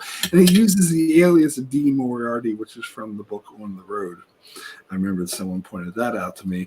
So those flash forwards were cool. But the On Island storyline Alex's death was a huge gut punch.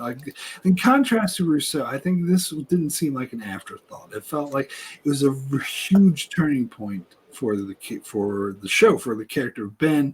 I love how, because Ben was always arrogant, even throughout the season, he's like always in control. I'm not being held hostage. I'm here because I want to be. I'm actually manipulating the other people who have me tied up. He's Mr. Arrogant, and he tries to be arrogant to Kimi. He's like, all right, poof, kills his daughter, and he's shocked. He's not expecting it. Now, let's not get into the whole thing about the rules, because that pisses me off, and I don't want to get into too many spoilers. But, well, the spoiler is that they never really address this again. That's the spoiler. Yeah. Yeah, that pisses me off. But anyway, and that scene at the end of the episode where it shows Ben like creeping into Widmore's room, like the actor who played Widmore was in London at the time. He wasn't available to go to Hawaii, so they went to London to shoot that scene so they could have it. And I could see why, because that scene was so essential. That was such a powerful scene where he shows up in his room. Now I'm going to kill your daughter. Like, that was just amazing stuff. But anyway, your thoughts on this episode? Yeah, this is the Ben Badass episode, which I thought was really cool because, I mean, again, we've shown his mental manipulations and how he is always kind of in charge and he's got all of his plans. As you tell Locke, 2 episodes from now, I always have a plan. But I like the fact that we get to see a little bit more of that badassery from him. I mean, even when he appears out in the desert and the riders come up onto him, and he's like, yeah, oh no, it's fine. He gets them to come up, and then this thing, bam, takes out, lets them shoot the other one, takes their horse and rides off. It's like, man, okay, this is no, but he has a great one-liner there. It was like, oh, so you do speak English? Oh yeah. It's a great character bit. It shows some great badassery for him. It shows that sort of, the psychotic edge that Ben has in order to sucker people in, but he really is quite capable. I love the fact that he uses the name Moriarty as one of his aliases. I mean, come on, how you got to really appreciate that. How on the nose could you possibly be? I thought that was really cool. Yeah, that last scene with Widmore. Again, you're scared of Ben. On the island and stuff, Ben's but he's smallish. Here outside the island, dressed nicely and all of that stuff, and clean cut and not beat up face. He looks quite imposing, terrifying, and I sort of love that sort of connection. Of course, part of me didn't understand why he didn't just kill Widmore there. Why does he want to make him suffer? And I know that's they deal with the rules. The rules that I just made up just now. But again, it is a powerful moment. It is a powerful scene, and I think it really puts Ben in a very different light through this episode. It's not only is he someone that you should watch out with when he has a group, even by himself, he is dangerous. And as we can see how he works with Saeed, that he can get a group working with him very, very quickly. He has that ability. And then what's this? Oh yeah, and the attack on the barracks there. Yeah, the shock and awe bit. It was intense. I love that they undercut Ben's strength of position, thinking that he can mess with Kimi and that there's not going to shoot his dust. Shoots her. I love it when a bad guy makes a promise and follows through with it. It was one of the reasons why Die Hard was so often, because Alan Rickman there was like, I'm going to shoot you on the count of 3. And he did. Yes. I think that was one of the great character defining moments. And so I liked seeing that in this episode as well. The fact that Sawyer could be running around with gunfire and hiding behind small pillars of wood and wooden picnic tables, that I don't buy under the action thing. But yeah, and I also loved how the 3 red shirts get killed. He's like, stay down. The one gets killed. Another one runs out. Stay down. He does. The third one runs out. I said, stay down. And he gets killed. It's like, oh, come on. You're seeing a pile of bodies in front of you. You're going to run out right then? Yeah. This is the beginning. Small little critique. It's not too bad in this episode, but this is the beginning of a trend where they just kill off all the socks or all the red shirts, and it really irritates me. They're trimming down their cast at this point. They brought in the boat group. They got to trim down the island group. It's money. It's all about plot armor. Plot armor. Yeah. Exactly. That's what Sawyer had. Who needs to hide behind something when you have plot armor? All right. Oh, and the smoke monster. Ben summoning the smoke monster. Like, that was a big, shocking moment. Like he actually called, and I love how Hurley's like, did you just call that thing? That was a great moment. All right, cool. So let's move on to the next episode, which is Something Nice Back Home. I think the flash forwards in this episode were necessary. They were interesting. They showed the in-between of how Jack went from being how we saw him in Hurley's flash forward, where he's like, I'm never going back to the island, where, of course, we know he eventually gets to the point where he desperately wants to go back. So here we see transitioning of him starting to lose his mind, starting to go mad, and how things are affecting him, and how he's like, I love that he actually, what I like about this episode the most is it kind of kills the love triangle, because here Kate is with Jack. Sawyer's not around anymore. No love triangle anymore. It's just Kate and Jack, and they're together. But then, of course, by the end of the episode, he pushes her away. But I think that fed into his, of course, character story and how uncomfortable he is with the fact that Kate is raising Aaron when really his real mother is back on the island and they abandoned her, and how that's eating him up inside. Like, I think this is all good stuff. On Island storyline is a complete waste of time. Oh, Jack has appendicitis and we have to have him killed, so we have to get some answer. Who cares? So I think this episode is necessary for the flash forwards, but the On Island story was just a huge waste of time. Anyway, your thoughts on this, Darrin? Yeah, again, I'm pretty much right with you on that one. Yeah, the flash forwards it gives us that transition bridge. We get to see how it sort of falls apart, how his own suspicions start undercutting everything and so on. So I mean that was kind of that was good to see. Yeah, the appendicitis. Who cares? Get on the island. Everybody else heals, but now your appendix is going to go. So we've got to have this whole thing, and you've got to be man enough that you want to watch and do your own. I know that was such a waste of time. I mean, look, I understand doctors make the worst patients, but this is really taking that a little too far. So yeah, a lot of filler, a lot of unnecessary drama in that, and then of course this is also where Claire disappears in the middle of the night for something they never touch on with for the rest of the season. Why she goes, why she leaves Aaron's there. I mean, they do get that brief moment later on where we get to see her, but there's no further explanation. I'm with him now. Of why this is happening. And yes, this explains why Kate has Aaron and Claire wasn't with and didn't get on the helicopter and all that stuff. But again, it's another one of those where like you have created this endpoint you have to get to, and now you have to find some way to justify getting to that. And I think this was a really weak way of dealing with Claire and her whole situation. I think I have to point out the Fight Club reference Colonel Doomsday made in the chat is, I am Jack's swollen appendix. Anyway, all right, let's go ahead and move over to the next episode, which is Cabin Fever. I love the flashbacks. I think these are the kind of flashbacks we should have gotten more of. I think these are extremely epic that show that's, and I think it's earned, because I was talking before how they go back in the past and they sort of retcon things, but I think it totally fits that Richard Alpert was in Locke's past. He witnessed his birth. He tried to recruit him at a young age, but he failed the test.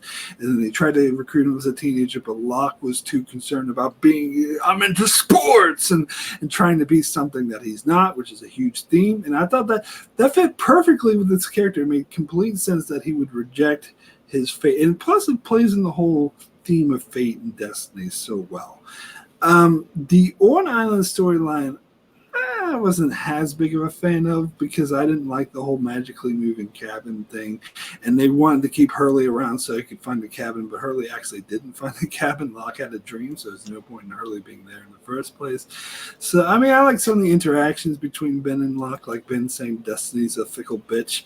Like, it shows how, disgruntled he's become since his daughter died, which makes sense. But so I didn't hate the Island storyline. I just think the flashbacks were really strong. Anyway, your thoughts on this episode? Well, it's another use of now Hurley is off with Locke and Ben. So how does Hurley end up getting off on the island? I think that they're playing with all these ideas. You're thinking of how does this person end up getting all the way over here? We got to have them traps off to the island for a while.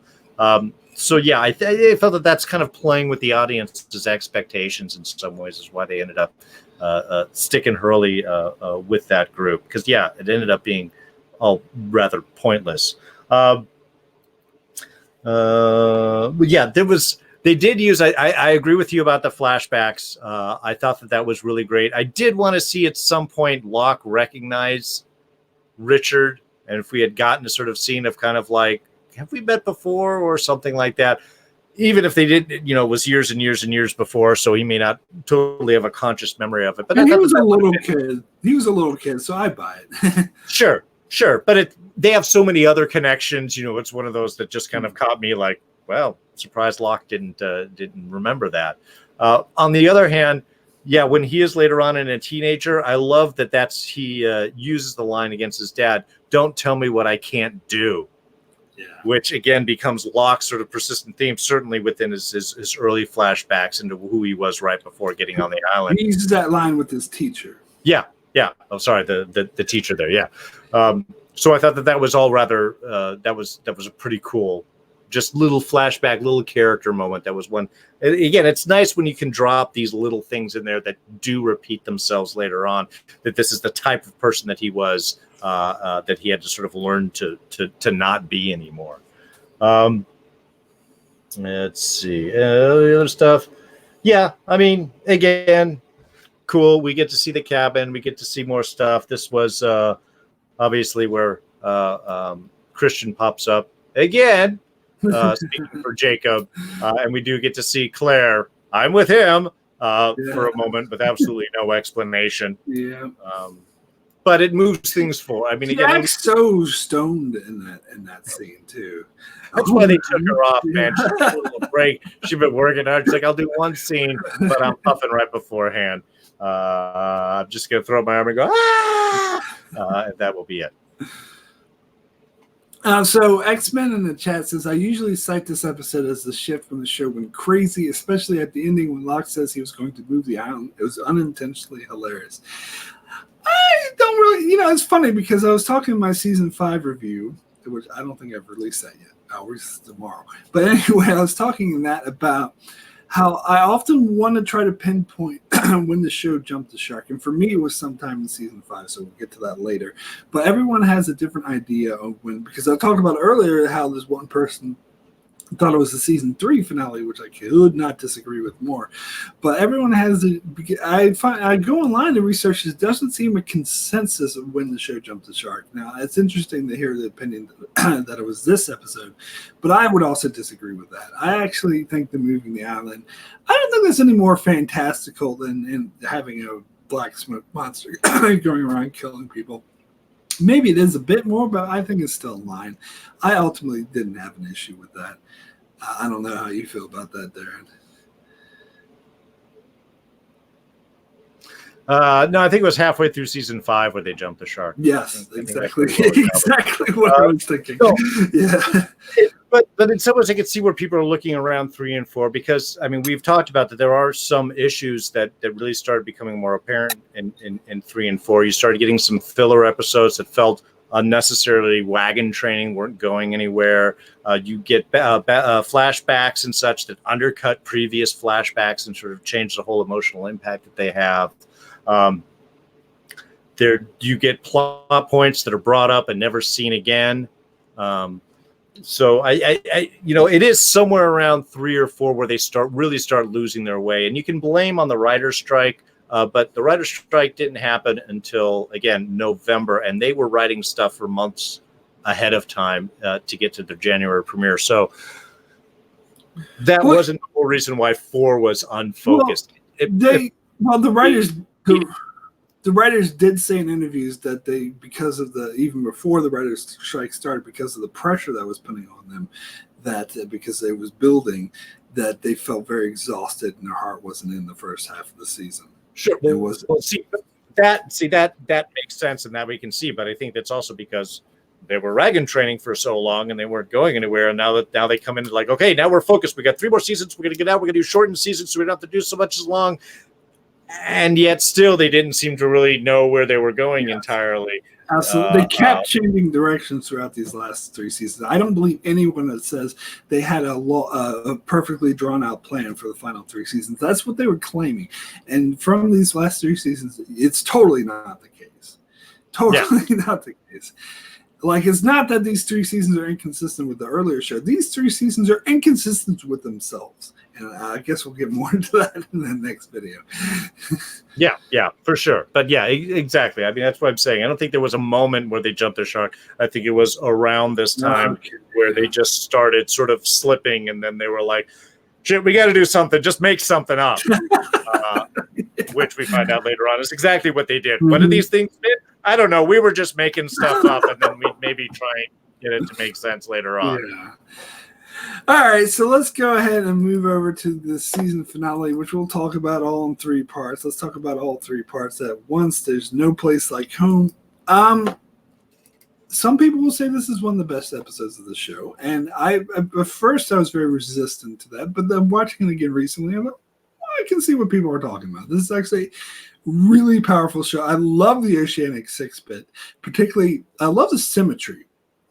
That the first part starts with the flash forward of them going on the plane to Honolulu, and the second part ends with them right before they get to that point. It's like it goes full circle, and that was amazing. And I do like what you were talking about earlier, how they purposely put all the Oceanic 6 in different parts of the island, how they're going to get out of this, because at the end of part 1, Saeed and Kate are captured by the others, and Hurley is like off with Locke, and Sun is on the boat, and Jack is off with Lapidas, and it's like, I didn't need that. I didn't think that was really necessary. That was like, ooh, how are they going to get?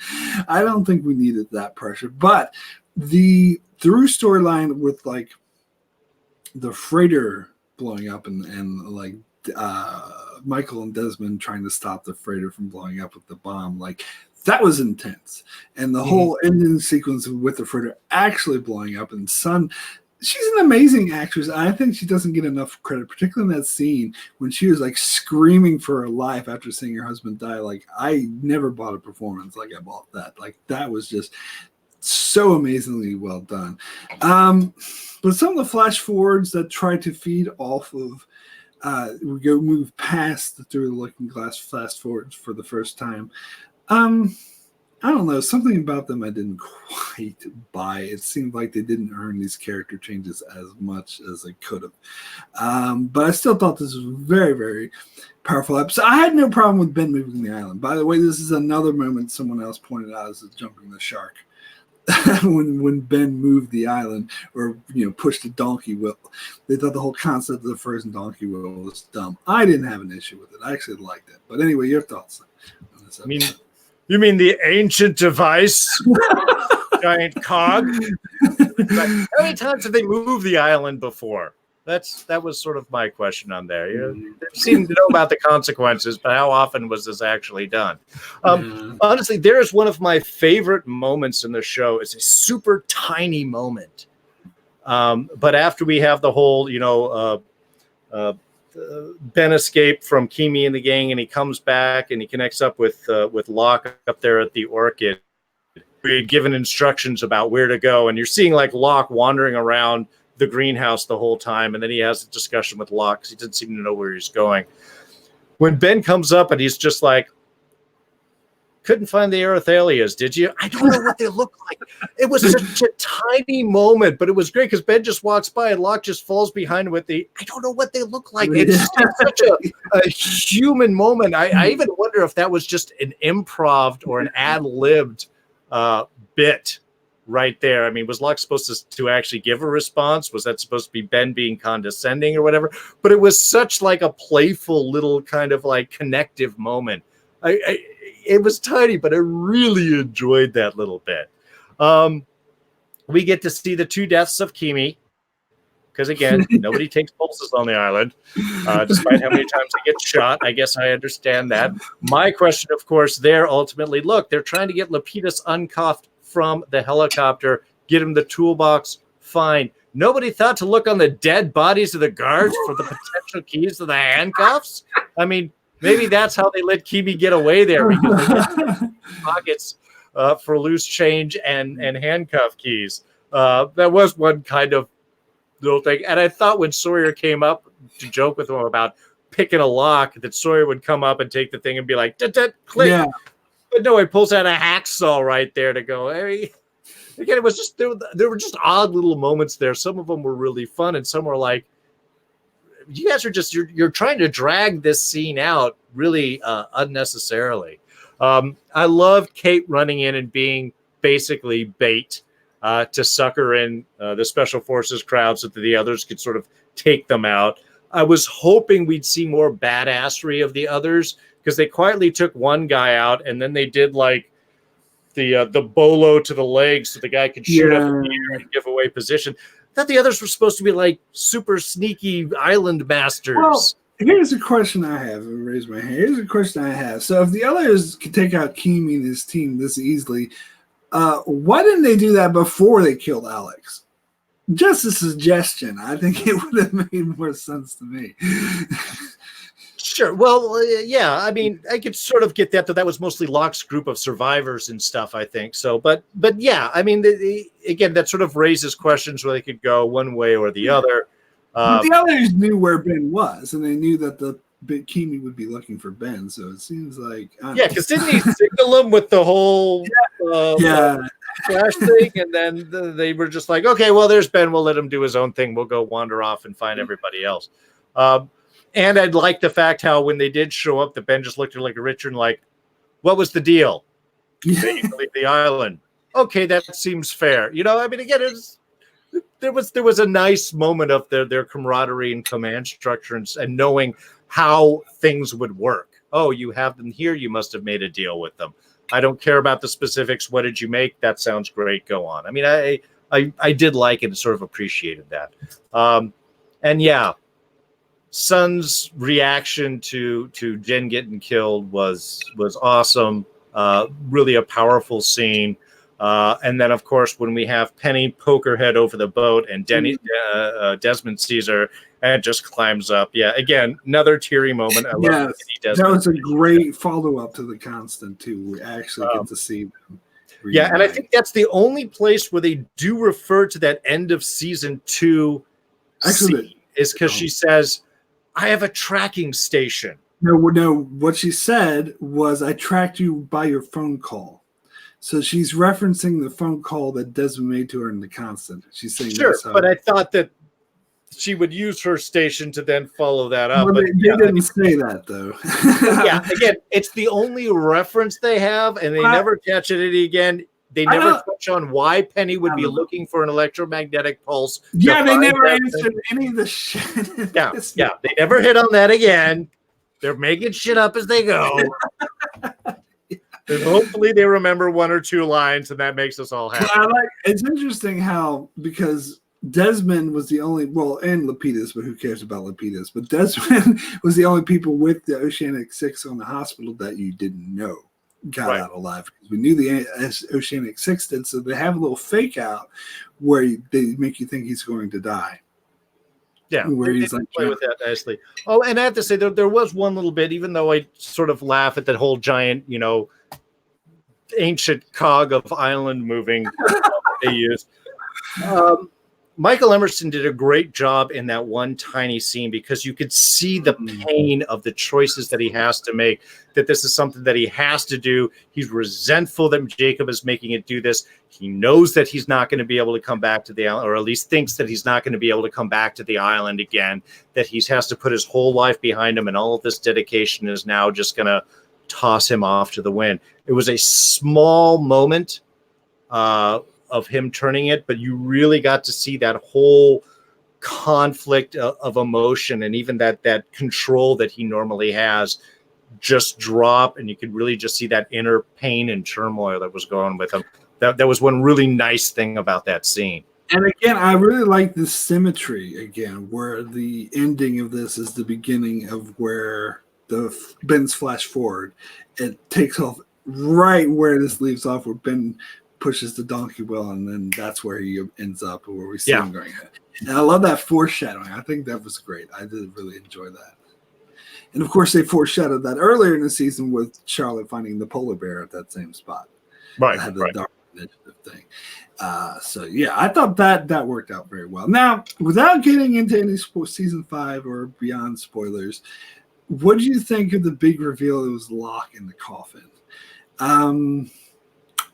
Okay, I was married at the time, and I was watching this with my wife at the time, and she figured out that it was Locke at the start of the episode because they called him Jeremy Bentham, and Jeremy Bentham is the name of another British philosopher who she was very familiar with. Oh, John Locke's a philosopher. Jeremy Bentham's a philosopher. It's Locke. So she spoiled it for me. So by the time I knew, I was like, yeah, I already knew it was Locke. But what do you think of that?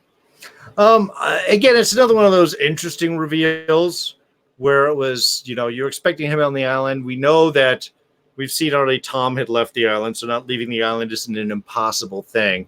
Obviously, Ben has been around. We've seen his flash forwards and that he was off. So the knowledge that people could leave the island in some sense does make sense. The fact that Locke is dead and has been, I think, from the very beginning, one of the more central characters. He's supposed to be the one protecting the island. I think, in fact, sometimes when they veered away from that focus for Locke is often when the show kind of veered itself off. I think it was kind of important to keep Locke as a really central character in that sense. And when they didn't, I think the show suffered for it. But yeah, I mean, for a season finale, yeah, you want questions raised. I mean, it's going to be more than just getting how do they get back to the island and everything. Yeah, that's the curious journey, but the shock value that you get at the end of that is seeing Locke and going, what? And he's been around and he's been trying to get people back. So is he really dead, or is this another? I mean, again, there's so many questions out that Lost always sort of brings up in the island and things. It raises a lot of questions. So I think as a sort of a final reveal, I think it worked for what it intended to do, which is to raise questions in the audience and really kind of throw them off of their expectations. Because had no expectations that Locke would be the guy that was off. On the other hand, we had already counted for the Oceanic Six. So who is it that both Jack and Kate could respond off of? Well, and Kate didn't seem to care, though. Well, no, she didn't. Yeah. But if it was just somebody that in the beginning that seemed that Jack might have known, that's one thing. But we had seen already that this name had come up, and that Kate had, when you showed at the beginning of the season, the little thing like, why would I have gone to that funeral? I mean, they established early on that she knows whoever it was that was in the casket. Who is it that both of them could have known who isn't part of the Oceanic Six, since they didn't have any other connection prior to the crash? So, again, it sort of raised questions. You kept thinking that it was somebody that got off the island that died, but they were all accounted for. So when they showed that it's Locke, I think that raises a lot of questions, which tides you over into the next season. Yeah, it's funny because they had originally, when they filmed that, they didn't want it to leak. So they filmed 3 different scenes, 3 different people in the coffin, so they would throw people off. And I remember they showed it to sometime, but it was Desmond and Sawyer were the other 2 that they filmed. Okay.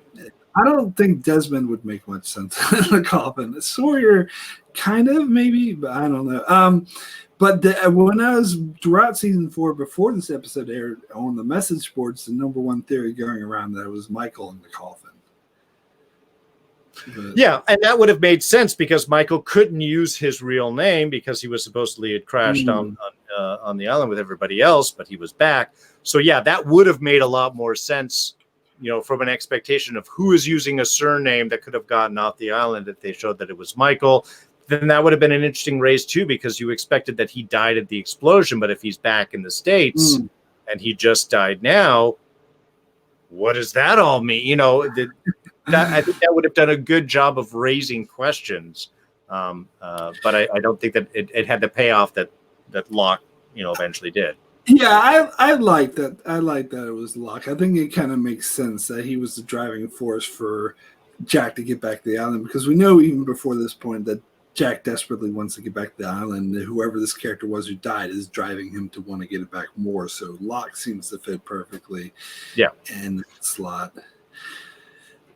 All right, cool. So I think we can go ahead and we've been going for over 3 hours. Yeah, I think we went longer than 2 minutes per episode. Yeah, we did a bit. You couldn't hear the timer going off because I have my settings set where you can't hear my computer. But yeah, we usually did. But that's all good. And we tried to stick to a shorter time. But I think it was a good discussion. I didn't want to cut it short and sacrifice the good discussion we're having. But so that's all good. I don't mind going a bit over. Now, Darrin, I'm going to ask before you go, do you want to talk a bit of spoilers about season 3 and 4? Yeah, I mean, if you want to go in, I don't have a whole lot more time. But yeah, what did you want to dive into? Really quick. All right, so well, first of all, I'll give the spoiler warning for everyone to stop the video now.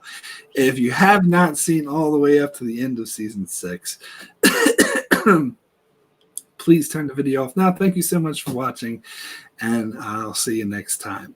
Okay, spoilers.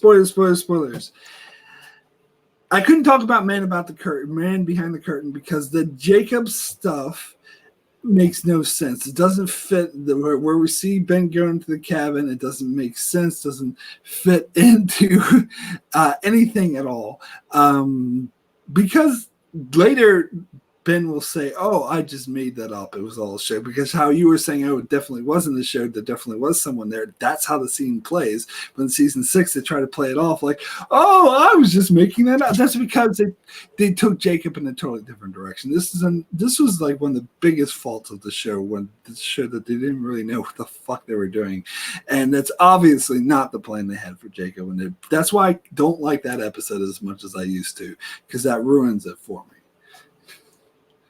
Again, the fact that we don't even, it's not even until the end of 5, or is it all the way up until 6 when we finally actually see end of 5. End of 5, yeah, until we finally sort of see Jacob. And then to me that was a little frustrating, because in 3 I was excited that we're getting this sort of backstory, and we get to see the cabin, and we get to see that there's an important sort of play. But yeah, then they just sort of shuffle it off to the side. And this is, while Lost was overall really a great show, was impactful and definitely impacted other shows and storylines going forward, and how stories were told, not only successfully. Flash forward, being a very specific action of a show that tried to follow the same sort of method of Lost and not succeeding.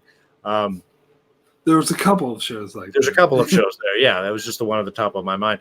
But I think that this is one of the issues that Lost really runs into, and why there is some frustration even from a fan standpoint of dealing with it, is because there are ideas that are introduced that are never followed up. There are plot lines that have a direction and then are completely changed at another point. And then there's other ones that sort of get dropped in to totally undercut stuff that has happened before. It really shows how unplanned much of this series was, and while they were able to find some through lines, and I think end up telling a story that was still interesting and still ended on a mostly satisfying note. I think that that is one of the biggest problems that the show had, and maybe why now networks and such want to be sure that you have like an actual plan going forward, as opposed to just, great, here's a pilot, knock yourselves out, go to town. Yeah.